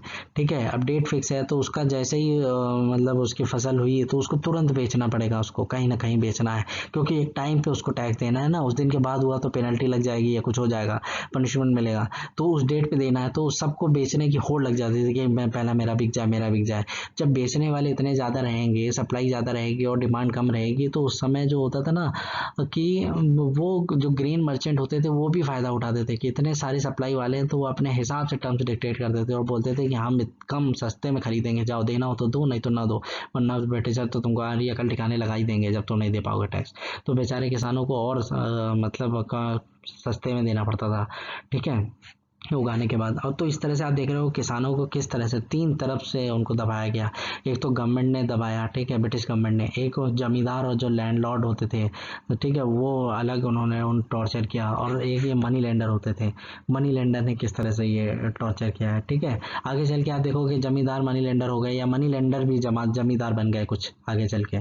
ठीक है, जमींदार का मतलब होता था कि hereditary right to collect revenue होता था। जमींदार वो होते थे जो रेवेन्यू कलेक्ट करने के लिए होते थे, और बाद में उनको अंग्रेजों ने लैंडलॉर्ड बना दिया, स्वामी बना दिया उनको, कि आप जमीन के अधिकारी हो गए हो, आप मालिक हो जमीन के। और फिर बाद में उस जमींदारों को भी नहीं छोड़ा। ठीक है, आप देखोगे 1950-51 में land rent and money lenders interest, उस समय 1950-51 के आसपास आप देखोगे कि लैंड का जो रेंट था और मनी लेंडर का जो इंटरेस्ट था, वो टोटल मिला के जोड़ा जाए तो 1400 करोड़ के आसपास था। आप समझ सकते हो कितना ज़्यादा लैंड रेंट लगा के रखते थे ये। ठीक है, रेंट पे देते थे जो ज़मीन, अब देख रहे हो। अब रूल ऑफ जमीन ओल्ड जमींदार and rise of new landlordism. अब देखिए, जमींदार का मतलब जमींदार का भूमि स्वामित्व तो नहीं होता था, वो मालिक नहीं होता था जमीन का, ठीक है। जमींदारी का बस राइट होता था, वो कलेक्ट करेगा जमींदार, ठीक है। जैसे गांव का एक मुखिया है, समझ लिए, वो मुखिया है, वो सबसे पैसे कलेक्ट करके लाएगा, लेकिन वो मालिक नहीं है किसी की जमीन का। नहीं देगा तो उसको हड़काएगा, डांटेगा, कुछ करेगा, लेकिन इस तरह के नहीं, जमीन नहीं छीनेगा उससे। अब with the policy of Warren Hasting of auctioning the right of revenue collection to the highest bidder. और वॉरेन हेस्टिंग ने एक पॉलिसी लाई थी कि रेवेन्यू कलेक्शन जो होगा उसके लिए किसको दिया जाएगा, वो दिया जाएगा जो बोली लगेगी, नीलामी होगी कि हाँ कौन कितना ज़्यादा हमको वसूल के देगा। तो उस समय क्या होता था, ये परमानेंट रेवेन्यू सिस्टम जो कॉर्नवालिस के टाइम पे आया था 1793 में, उसमें ये तय किया गया था कि 10/11 का जो रेंटल होगा, मतलब अगर 11 रुपए ले रहे हो तो 10 जो है, उस 11 में 10 जो है वो दिया जाएगा कि इसको ब्रिटिश को मिलेगा। Rigid law of collection, collection के लॉ बहुत रिजिड थे। इनके सब जमींदार अगर फेल हो गया पे करने में, तो उसके जमींदारी के जो राइट्स होते थे, जमींदारी के राइट्स क्या मतलब, रेवेन्यू कलेक्ट करने के राइट्स, ठीक है, वो किसी और को बेच दिए जाते थे, ठीक है। मतलब जैसे ठेके पे नहीं दिया जाता है आजकल, आप देखते हो कि ठेके पे कोई ज़मीन दे दी जाती है पार्किंग वाली, कि ठेके पे दे दी है कि हम तुम मुझे इतना पैसा दे दो और तुम वसूलते रहना लोगों से। तो वैसे ही आप ठेके पे दे, कि ठेके पे दे रहे हैं, आप कॉन्ट्रैक्ट पे दे रहे हैं, जमींदार की जमींदारी राइट्स जो है सोल्ड कर बेच दिए जाते थे किसी को, आप नहीं दे पाए अगर, तो कोई जमींदार नहीं दे पाया हो, ठीक है। और by 1815 nearly half of the landed property of Bengal had been transferred from the old zamindar to merchants and other money classes who collected rent regularly. 1815 तक लगभग half of land property of Bengal, Bengal के जो आधे से ज़्यादा लैंड प्रॉपर्टी थी 1815 तक, आप देखिए, ठीक है। और वो आधे से ज़्यादा वो जो थे वो नए लोगों को चली गई, ओल्ड जमींदार नहीं दे पाए इतना, ठीक है, वसूल के। तो उसकी वजह से वो सारे नए जो मर्चेंट होते थे, खून चूसने वाले, और मनी क्लास होते थे, जो जो कहते थे हम सब खून निकाल निकाल के हम निकाल लेंगे लोगों का। तो उस तरह से उन्होंने रेंट वसूलना चालू किया और उन्होंने सेटिस्फाई किया। Permanent settlement in north Madras and temporary zamindari settlement in UP were equally harsh on the local zamindars. अब ये जो परमानेंट सेटलमेंट नॉर्थ मद्रास में था और टेम्परेरी जमींदारी सेटलमेंट जो था वो यूपी में, वो भी इतना ही लोकल जमींदार पे मतलब भारी पड़ रहा था, बहुत ज़्यादा भारी था ये, ठीक है। तो इस तरह से आप देख रहे हो किस तरह से ये जमींदार जो थे, जमींदार पहले ज़माने में, जमींदार मुगलों के टाइम में जमींदार का मतलब ऐसा मत समझिए कि वो खून पीते थे। जमींदार क्या थे, कई बार सही भी होते थे, वो बुरे नहीं होते थे, ठीक है। वो रेवेन्यू कलेक्ट करने का उनका हक होता था। और मुगलों के टाइम में तो राजाओं को भी उन्होंने जमींदार बुला दिया है कि राजा ये को जमींदार, ताकि वो दिखा सके ना कि वो सबऑर्डिनेट है। तो उन्होंने राजाओं को भी जमींदार बुलाया है, देखिए थी वो राजा ही, लेकिन आप समझो कि एक जमींदार को राजा समझो कि वो जनता का भला भी चाह सकता है और बुरा भी चाह सकता है। तो वो पहले अपने यूज़ के लिए रखता था राजा, और जब वो मुगल आए तो फिर ट्रीटी करनी पड़ेगी, या डर के मारे उनको कुछ पैसा भिजवाना पड़ेगा फिर। तो फिर वो अपना रेवेन्यू कलेक्ट करेंगे अपने अपनी जगह से, और वहाँ से फिर वो रेवेन्यू का कुछ हिस्सा भेजेंगे और बाकी अपना रखेंगे।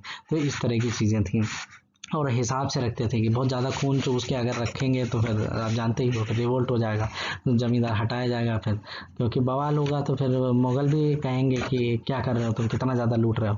तो इस तरह से तो जमींदार इस तरीके से सिनेरियो होता था मुगलों के टाइम पे, लेकिन अब सिनेरियो बदल गया था।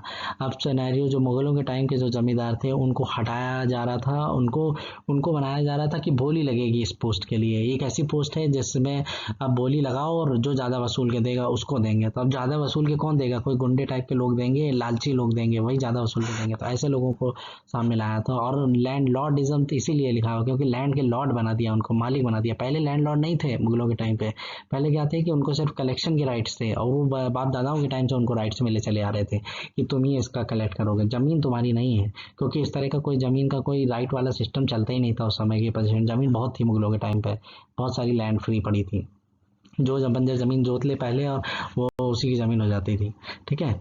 अब ये भी लेटर ऑन जमींदार कंडीशन, अब जमींदार स्टार्टिंग में कंडीशन खराब हुई, लेकिन अब बाद में जो जमींदारों की कंडीशन है वो ठीक हुई। कैसे ठीक हुई कि ये और अथॉरिटी ने, जो ब्रिटिश गवर्नमेंट थे, उसने पावर इनकी बढ़ा दी over tenants by extinguishing the traditional rights of the tenants. अब जो किराएदार होते थे, इनके कुछ राइट्स होते हैं ना कि कैसे नहीं हटा नहीं सकते, और टीनेंसी राइट्स होते हैं कि आप किसी को लात मार के भगा दो, ऐसा नहीं, मौका देना चाहिए होता है पहले, कि नहीं दे पा रहा तो मौका दो, लेकिन अब नहीं, अब तो फिर टाइट हो गए बहुत। तो इन्होंने अथॉरिटी दे दी, जमींदार बिके मोर रथलेस। अब जमींदार जो थे, अब जमींदार मतलब नए जमींदार, कुछ तो मतलब जो आप समझो, जो जमींदार पहले चला आ रहा था वो बहुत मतलब अगर वो हरामखोर टाइप का रहा होगा, ठीक है, अगर क्रूअल रहा होगा तो उसको तो नहीं हटाएंगे जो ब्रिटिशर थे, क्यों? क्योंकि वो तो वसूल के दे ही रहा होगा, और जो अच्छे होंगे वो हट गए नए से। अब नए जो जमींदार आए या लैंडलॉर्डिज्म आया, वो बहुत मतलब ऐसे निकले कि उन्होंने रथलेसली वसूला, और वसूल वसूल के उनको राय और पावर भी बढ़ा दी गई, पुलिस भी सपोर्ट कर रही है, सब सपोर्ट कर रहे हैं, तो उनको मतलब ट्रेडिशनल राइट्स जो थे टीनेंट्स के वो भी खत्म किए गए। तो उस वजह से इनको बड़ी पावर मिली, तो इन्होंने और खून चूसा, जितना देना था, जैसे 10/11 में 10 देना है, तो ये 11 नहीं, ये चुपके से ज़्यादा वसूलते थे, और ज़्यादा वसूलते थे, और ज़्यादा वसूल के फिर ये इतना फिक्स अमाउंट दे देते थे ब्रिटिशर को, बाकी खूब अपनी जेब भरते रहते थे, भले खून निकाल लें, ठीक है। तो अब in ryotwari area too landlord tenant began to appear. अब रैयतवाड़ी एरिया में भी अब लैंडलॉर्ड और टीनेंट जो है, किराए में जिनको ज़मीन मिलती थी, वो सामने आने लगे, ठीक है। Money class for keen two by land. अब जो आप ये सोचोगे कि जो पैसे वाले लोग होते थे वो ज़मीन क्यों खरीदते थे, क्योंकि ज़मीन इसलिए खरीदते थे क्योंकि उनके पास उनका पैसा लगाने के लिए कोई और जगह थी ही नहीं, कहाँ लगाते, जब इंडस्ट्रीज है ही नहीं तो कहाँ लगाएंगे, तो वो ज़मीन ही खरीदते थे। उनको लगता था ज़मीन खरीदेंगे और उस पर किराए पे दे देंगे, और फिर खून चूसेंगे सामने वाले का खूब किराए पे काम करा करा के, ठीक है। अब many own cultivators and occupancy tenants having permanent right to hold land leased out land to land hungry tenants at exorbitant rent then to cultivate it themselves. तो कई सारे कल्टिवेटर थे जो एंड ऑक्यूपेंसी टेनेंट जो होते थे, वो क्या करते थे कि जिनके पास परमानेंट राइट होता था कि लैंड का, वो क्या करते थे कि अपनी लैंड को लीज पे दे देते थे उन लोगों को, हंगरी टीनेंट्स को, जो और मतलब उनसे एग्जॉर्बिटेंट रेंट लेते, बहुत ज़्यादा हाई रेंट वसूला करते थे, और वो खुद नहीं कल्टीवेशन करते थे, उनसे कराते थे। मतलब एक तरह से आप समझो कि उनका कोई टच नहीं है एग्रीकल्चर से, उनको खून चूसना है कि तुम्हारी फसल कैसी हो रही, क्या हो रही है, उनको मतलब नहीं, ना पता है ना जानकारी, लेकिन खून चूसना है उनको, ठीक है। तो occupancy, the many own cultivators and occupancy tenants having permanent right to hold land lease out land to land hungry tenants at exorbitant rent than to cultivate it themselves, ठीक है। अब landlordism became main feature of the agrarian both in zamindari and ryotwari system. अब ये landlordism, land भूमि का जो स्वामी होगा, वो main feature बन गया एग्रेरियन इकोनॉमी का, ठीक है। बहुत ही, चाहे वो जमींदारी हो चाहे वो रैयतवाड़ी सिस्टम हो, ठीक है। तो इस तरह से ये चीज़ें, landlordism became main feature of agrarian both in zamindari चाहे रैयतवाड़ी, दोनों में ये सामने आने लगा, ठीक है।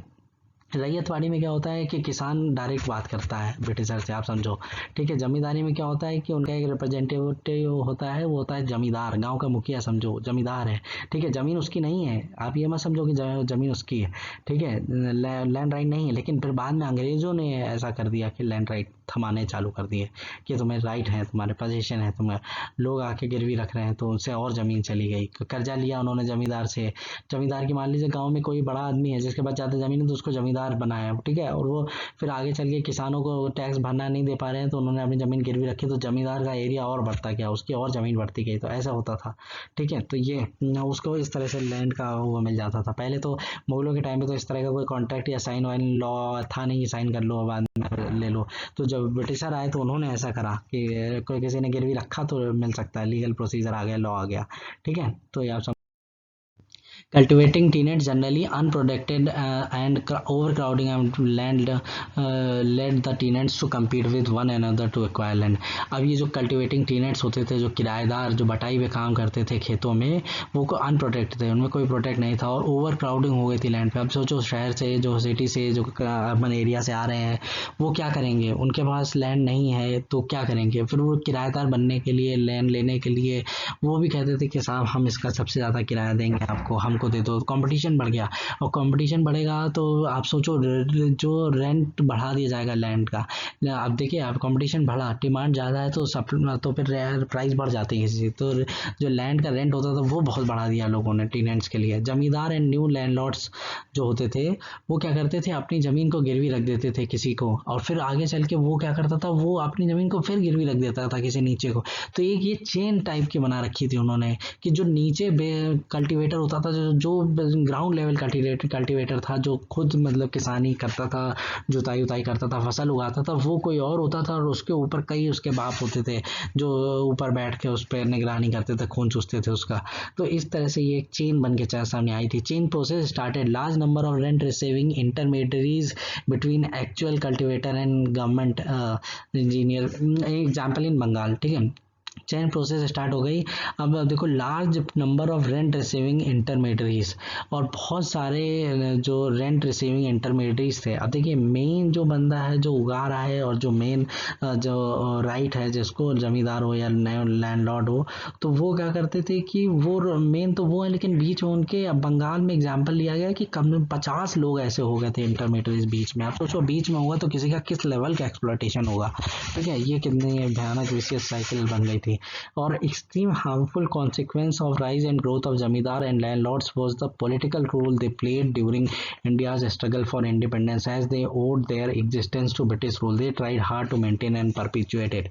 अब इसका सबसे बुरा प्रभाव आप देखोगे कि जो 1857 की जो क्रांति हुई थी, जो रिवोल्ट हुआ था, उसमें आप देखोगे कि जो जमींदार थे, इन्होंने ये अंग्रेजों का ही साथ दिया था। क्यों साथ दिया? क्योंकि ये इनका एग्जिस्टेंस ही इसी वजह से आया था।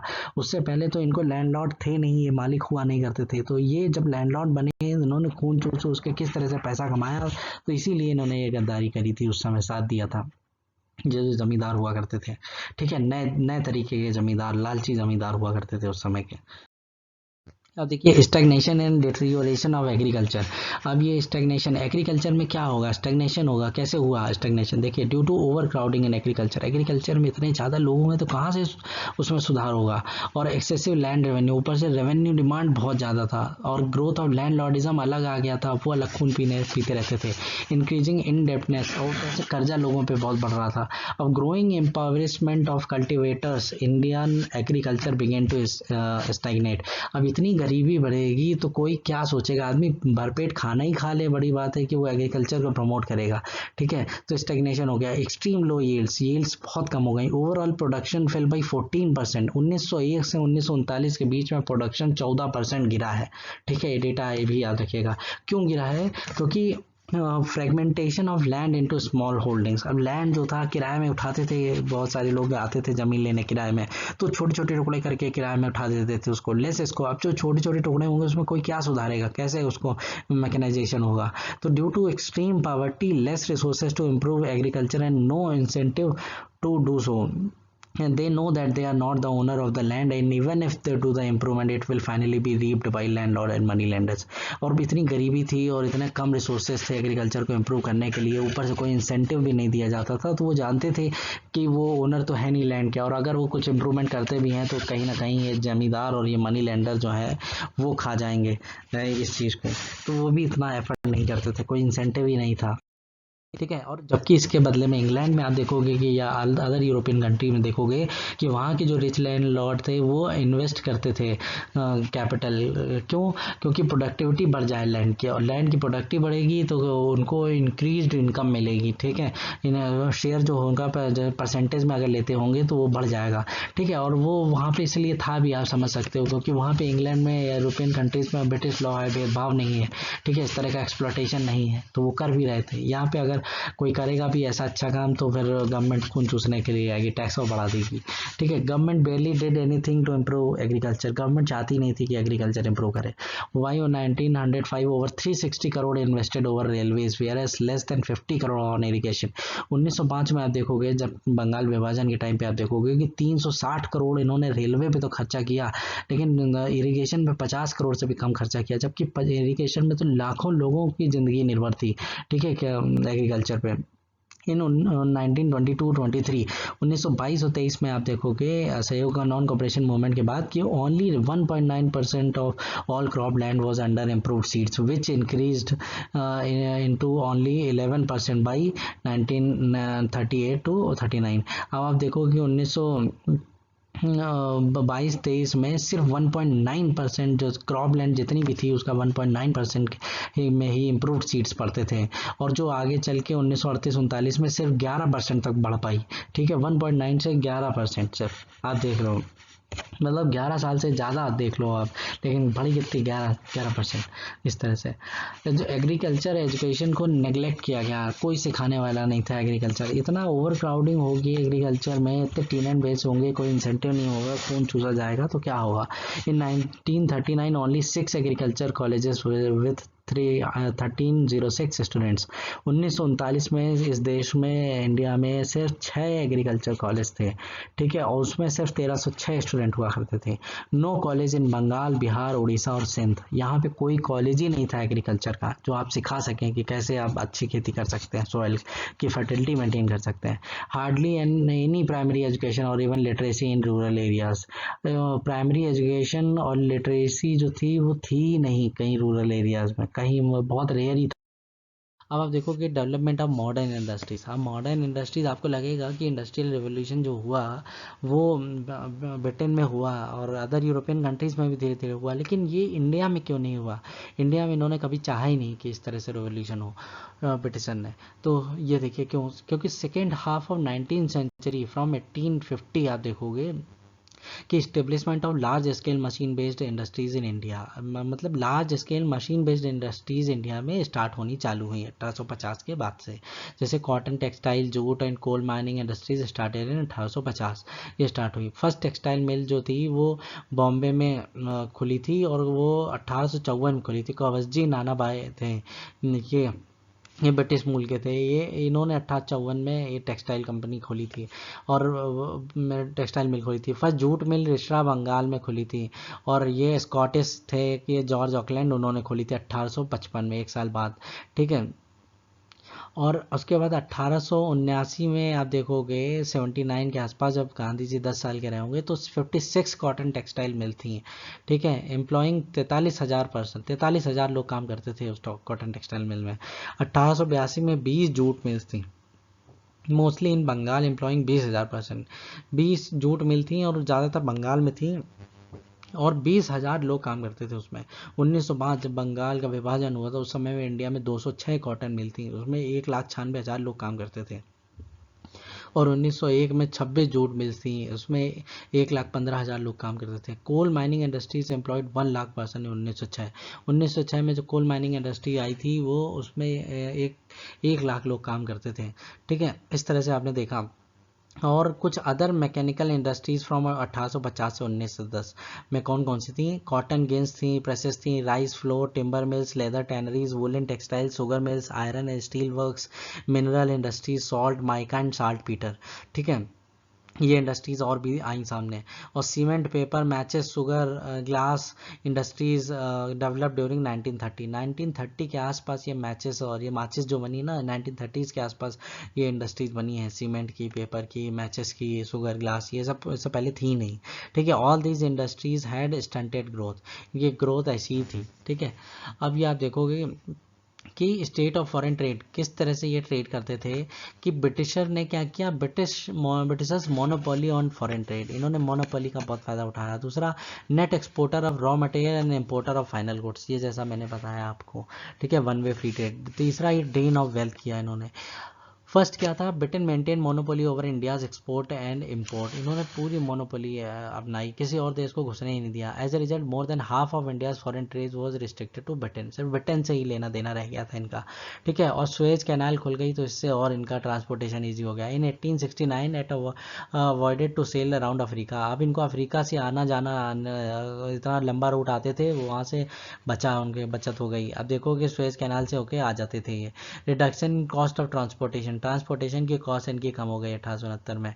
और drain of wealth, high export surplus due to huge export volume, ठीक है, एक्सपोर्ट का सरप्लस था, लेकिन एक्सपोर्ट सरप्लस का यूज़ कहाँ होता था आप वो देखो।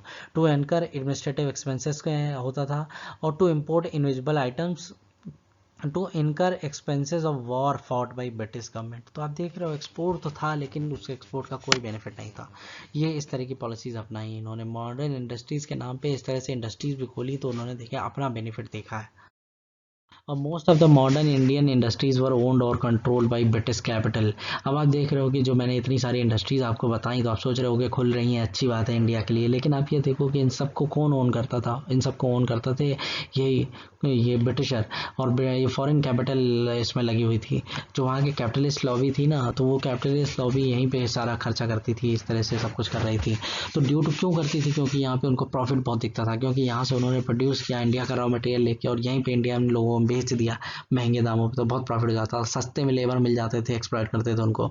Raw material readily and cheaply available था यहाँ पे। Ready market in India and its neighbours, बगल के आगे वाली जो कंट्रीज थे उनको भी सस्ते में, मतलब उनको भी बेच के कमा सकते थे profit. All over world demand of many Indian products like T, jute and manganese. पूरे वर्ल्ड में मतलब ये चाय, जूट और मैग्नीज की बहुत डिमांड थी। Less profitable opportunity in Britain, और ब्रिटेन में इतनी प्रॉफिटेबल अपॉर्चुनिटी नहीं थी कि वहाँ पे कि इस तरह से आप शोषण कर पाओ लोगों का, और सस्ते में सामान लेके और बेच दो। तो वो यहाँ पे आके सब बस आने लगे, ठीक है। And other European countries, colonial government and official willing to provide all help. और ऊपर से यहाँ की जो सरकार, वो अलग हेल्प करती थी इनकी। कॉलोनियल गवर्नमेंट जो थी हमारे यहाँ की, वो इनको हेल्प करती थी कि ब्रिटिशर थे। तो in all industries foreign capital, जो जितनी भी इंडस्ट्रीज थी सब में फॉरेन कैपिटल ज़्यादा हुआ करती थी इंडियन कैपिटल से। मतलब जो बाहर का पैसा लगा होता था, बाहर वालों का पैसा लगा होता था, कैपिटलिस्ट का, ब्रिटिश कैपिटलिस्ट का, ठीक है। और ये एक सिर्फ कॉटन इंडस्ट्री ऐसी थी जिसमें इंडियंस का पैसा लगा हुआ था, ठीक है। कॉटन इंडस्ट्रीज बहुत पहले से चली आ रही थी, मुगलों के टाइम से कॉटन और सिल्क में इंडिया नंबर 1 रहा है, ठीक है, एक्सपोर्टर रहा है। और इन 1930 इंडियंस डेवलप्ड शुगर इंडस्ट्री। 1930 में इंडियंस ने शुगर इंडस्ट्री भी डेवलप करी, ठीक है। आप देख रहे हो कि इंडियंस के हाथ में कितनी कम चीज़ें आ रही हैं। कॉटन आ गया, ये शुगर आ गया। Banks for foreign owned, they did discrimination. और बैंक जो होते थे उस समय के, जैसे आप देख रहे हो पिक्चर में, वो बैंक सारे फॉरेन ओन्ड होते थे, और वो क्या करते थे कि अगर कोई ब्रिटिश की कंपनी कोई लोन ले रही है तो उनको सस्ते रेट में देते थे, और अगर कोई इंडियन लेना चाह रहा है तो उसको देते भी नहीं थे, और देते थे तो बहुत महंगे रेट में देते थे, भेदभाव करते थे, ठीक है।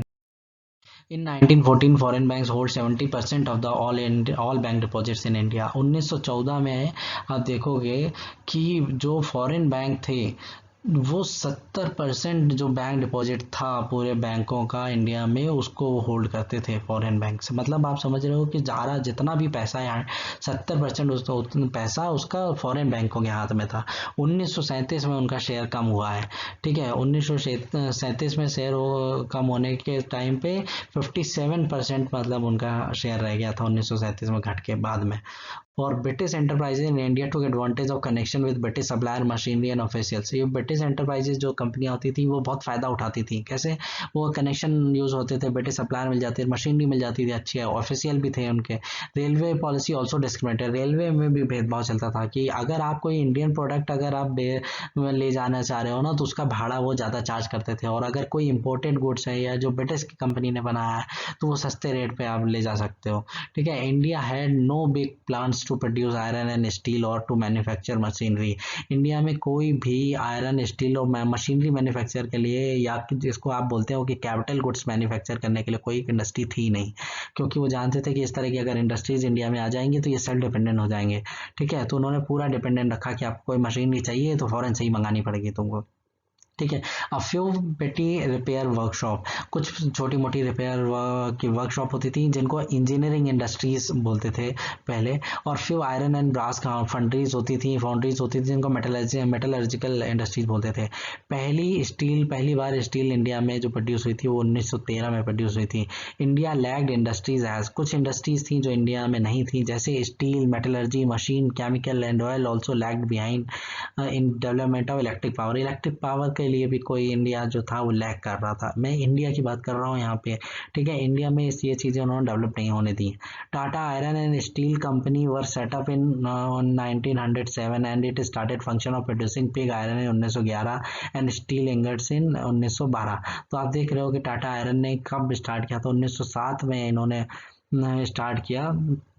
और और उसके बाद उन्होंने 1911 में पहला पिग आयरन मतलब पिग आयरन प्रोड्यूस किया, और स्टील उन्होंने 1912 में फिर ये चालू किया। ये टाटा के हिस्ट्री किस तरह की थी आप देख रहे हो। उस समय जो थे, जो इंडियन इंडस्ट्री के जो ओनर हुआ करते थे ना, जो इंडियन मेड इंडस्ट्री थी इंडिया बेस्ड, वो इंडस्ट्री के ओनर ज़्यादातर पारसी लोग हुआ करते थे उस समय। ठीक है।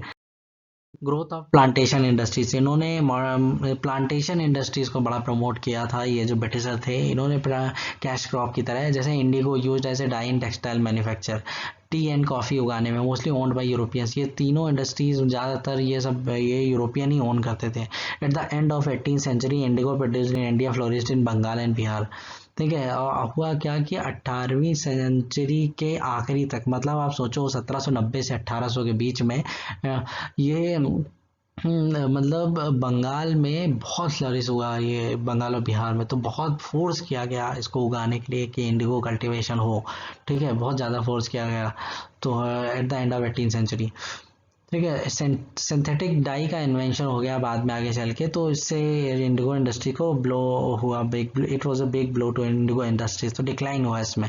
फिर है टी इंडस्ट्री फिर सामने आती है, Assam, Bengal, south India and hills of Himachal Pradesh after 1850। 1850 के बाद आप देखोगे कि किस तरह से ये टी इंडस्ट्रीज इतनी बूम कर रही थी असम में, बंगाल में, साउथ इंडिया में, हिमाचल प्रदेश में। और ये सब ओन करने वाले कौन थे? ये ब्रिटिशर।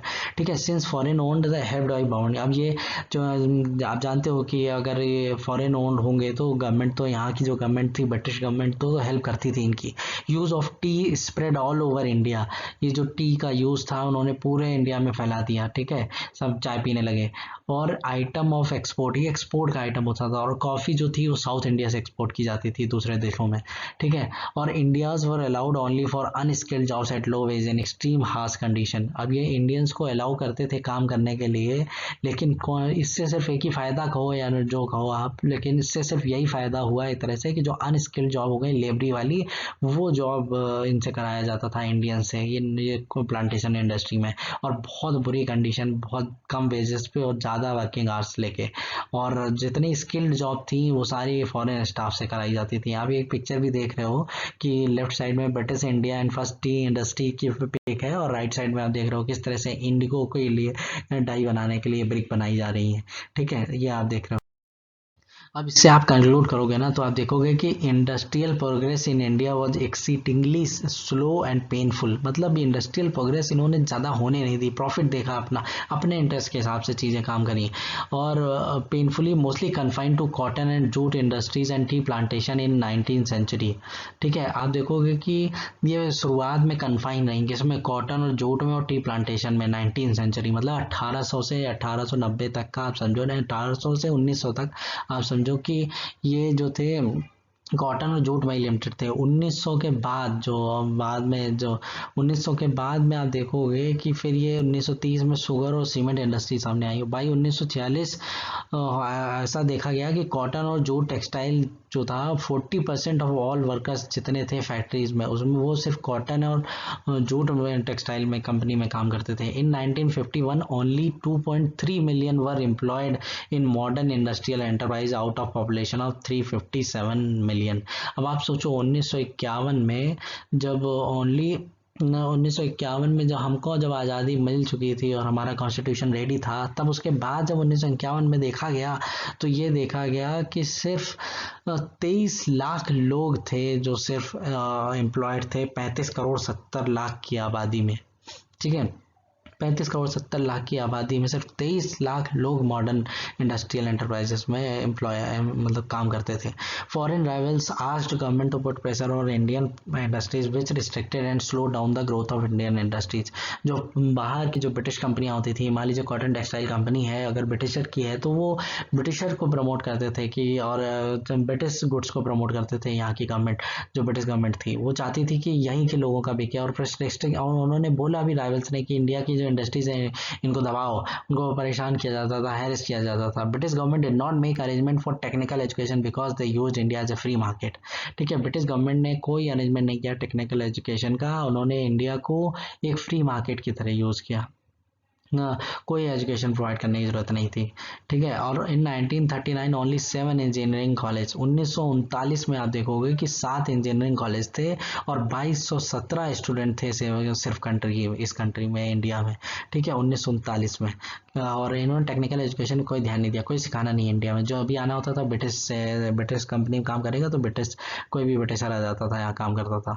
ठीक है, many Indian projects example construction of ships, locomotive, cars and aeroplanes could not get started because of government refusal to give any help। बहुत सारे, कई सारे इंडियन प्रोजेक्ट्स होते थे, जैसे कोई शिप कंस्ट्रक्शन करना है, लोकोमोटिव बनाना है, कार बनानी है, एरोप्लेन बनाना है, कोई अगर बनाना चाह रहा है तो उसको बिल्कुल सपोर्ट नहीं था उसका, कि बिल्कुल गवर्नमेंट का, और ऊपर से और उनसे टॉर्चर किया जाता था। अब आप देखोगे कि क्या मेजर रीजन रहे जो ब्लीक ग्रोथ हुई इंडस्ट्रियल सेक्टर में, तो आप देखोगे 3 कैटेगरी में सब डिवाइड कर सकते हो आप, कि सिस्टमेटिक डी इंडस्ट्रियलाइजेशन किया इन्होंने पहले, उसके बाद low sided modern industrial structure use किया, फिर लैकिंग कैपिटल गुड्स इंडस्ट्रीज। तो पहला फेज देखो डी इंडस्ट्रियलाइजेशन कैसे किया। The primary motive of Britishers behind deindustrialisation was twofold. क्या था? To make India a net exporter of raw material to the British industries, पहले खूब export करो raw material, to sell British products at higher rate in Indian market, और British के जो products हैं वो इंडिया में खूब यहाँ पे बेचो। ठीक है, और हाई और महंगे रेट पे और ज़बरदस्ती बेचो। ठीक है, ज़बरदस्ती अगर बेचेंगे, अच्छी क्वालिटी के बेचेंगे और टाइम पे प्रोवाइड कराएंगे, सपोर्ट देंगे उसको और सस्ता कर देंगे और इंडिया के प्रोडक्ट्स और महंगा कर देंगे, तो क्या होगा। इस तरह से उन्होंने इस तरह से लूटपाट मतलब मचाना चालू किया। और ब्रिटिश फॉलो डिस्क्रिमिनेटरी टैरिफ लगाया उन्होंने अलग अलग चीज़ों पे, तो टैरिफ लगा के उस वजह से अपने गुड्स को सस्ता रखते थे और सस्ते में बेचते थे और बहुत कमाते थे, और इंडिया के गुड्स पे और ज़बरदस्ती टैरिफ लगा देते थे। Discriminatory tariff policy signifies free export of raw material from India and import of finish product from Britain and placing a heavy duty on export of Indian handy craft. अब export नहीं होते थे, duty लगा देते थे export duty में, क्या अब एक्सपोर्ट नहीं होगा। ठीक है, एक्सपोर्ट, क्योंकि उन्होंने ब्रिटेन में तो लगा ही रखा था रिस्ट्रिक्शन कि यहाँ इंडिया से कुछ नहीं आएगा। ठीक है, लॉपसाइड मॉडर्न इंडस्ट्रियल स्ट्रक्चर क्या था। British ruler never permitted modernisation, not did they encourage the growth of industries, कभी नहीं परमिट किया उन्होंने। Unbalanced and lopsided growth structure was a legacy of British rule in India. In 1850 to 55 first cotton mill, jute mill and coal mine were established. By the end of 19th century 194 cotton mills and 36 jute mills were located in western part of the country, Maharashtra and Gujarat. ठीक है, lacking capital goods industry refer to the industry which produces goods such as machines, tools and which are further capable of producing consumer goods। ठीक है, जो ऐसी capital goods होती हैं जैसे machine बनाना, tools बनाना, जिनसे आप दूसरी चीज़ें बना सको। आज के समय में भी आप देखोगे कि इस तरह की चीज़ें मशीनरी वाली इंडस्ट्रीज़ के लिए इंडिया दूसरों पे डिपेंडेंट रहता है। तो ये कैपिटल गुड्स जो मैन्युफैक्चरिंग, ये चीज़ें तब से ही चली आ रही हैं कि कैपिटल गुड्स जो थी ये मैन्युफैक्चरिंग कभी पनपने ही नहीं दिया कि लोग सीख जाएँ, स्किल आ जाए। ठीक है, primary objective of British ruler was to develop such an industry in India which would never be able to compete with British industry। उनका मन था कि ऐसी इंडस्ट्री इंडिया में डेवलप करी जाए जिससे कभी भी आगे चल के ये इंडिया कभी compete ना कर पाए ब्रिटिशर से। ठीक है, primary objective of British ruler was to develop such an industry in India which would never be able to compete with the British industry। ठीक है, they want to make Indian industry to be dependent upon British industry for capital goods. वो चाहते थे कि जो Indian industries हों वो British industry पे डिपेंडेंट हो कैपिटल गुड्स, मतलब मशीनरी के लिए और इन सब चीज़ों के। In 1920 and 1930, under pressure of rising nationalist movement and the Indian capitalist class, government was forced to grant some tariff protection to Indian industries। फिर बाद में इन्होंने प्रेशर में आके कुछ टैरिफ प्रोटेक्शन इंडियन इंडस्ट्रीज को दिया। ठीक है, 1920-30 के बाद।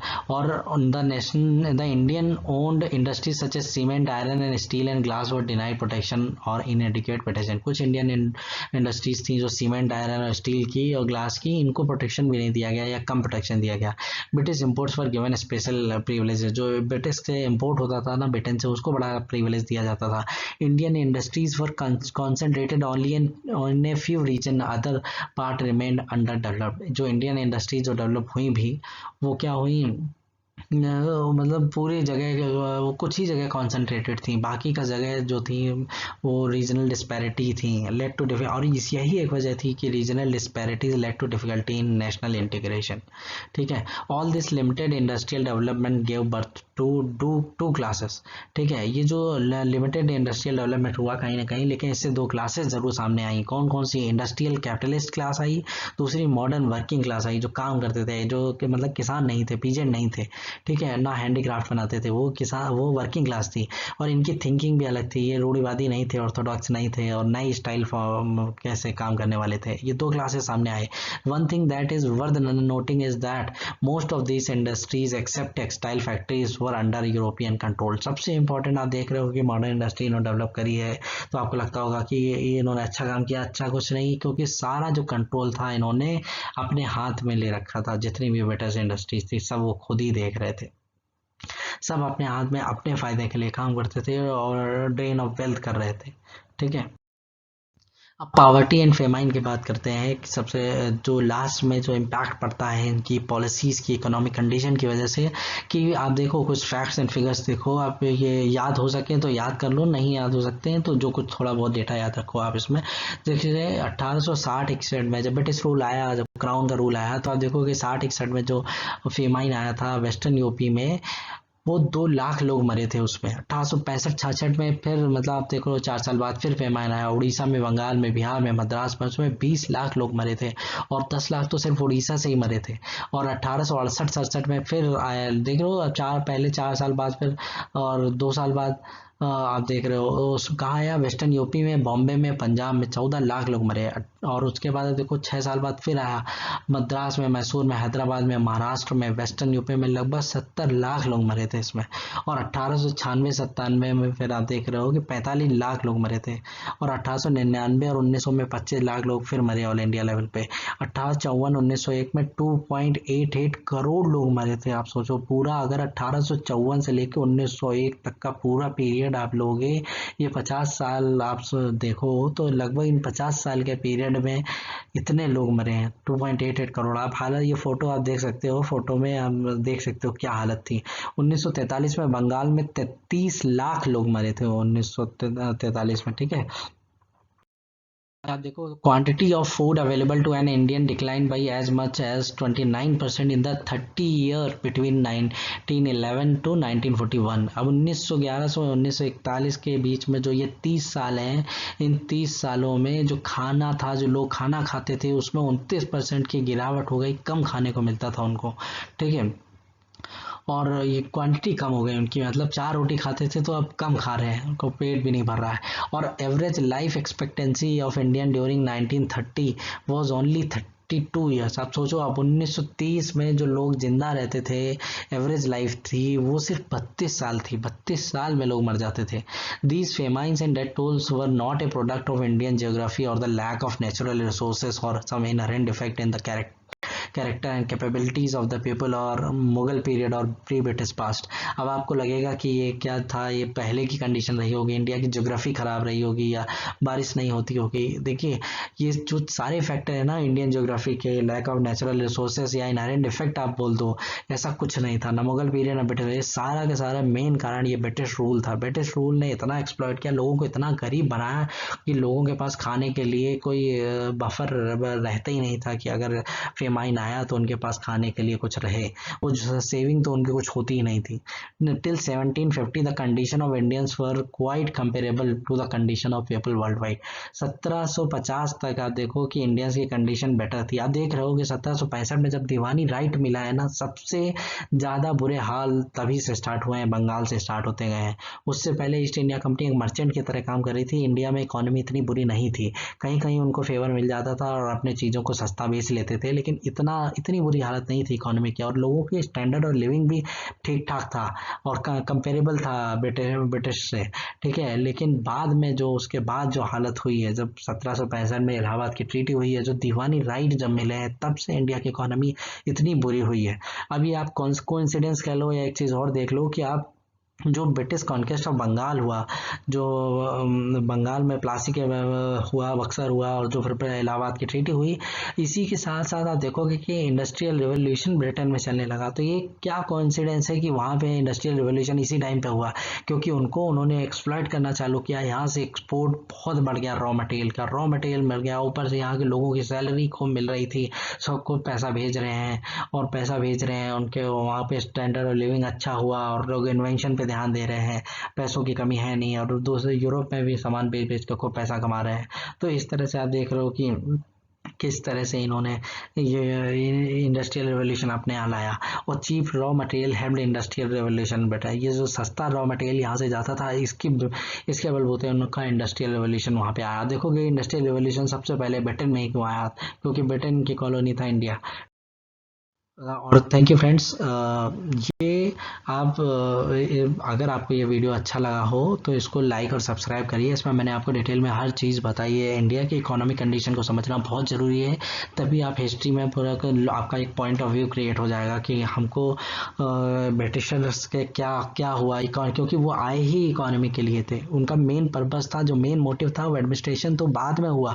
पहले वो चाहते थे कि हम एक्सप्लॉइट कर सकें, पैसा ज़्यादा ले जाए, लेकिन पैसा स्टार्टिंग में तो ईस्ट इंडिया कंपनी, जब तक उनको राइट नहीं मिले थे दीवानी के, तब तक तो उल्टा यहीं पे पैसा आ जाता था, गोल्ड और सिल्वर, या यूरोप और से गोल्ड और सिल्वर आ जाता था इंडिया में। लेकिन बाद में आगे चल के उल्टा उन्होंने सब यहाँ से बाहर भेजना चालू किया।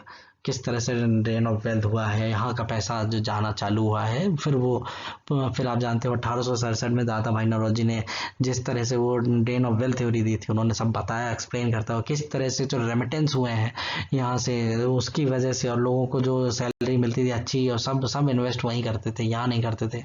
तो किस तरह से उन्होंने इंडिया को एक्सप्लॉइट किया है। तो फ्रेंड्स, थैंक यू।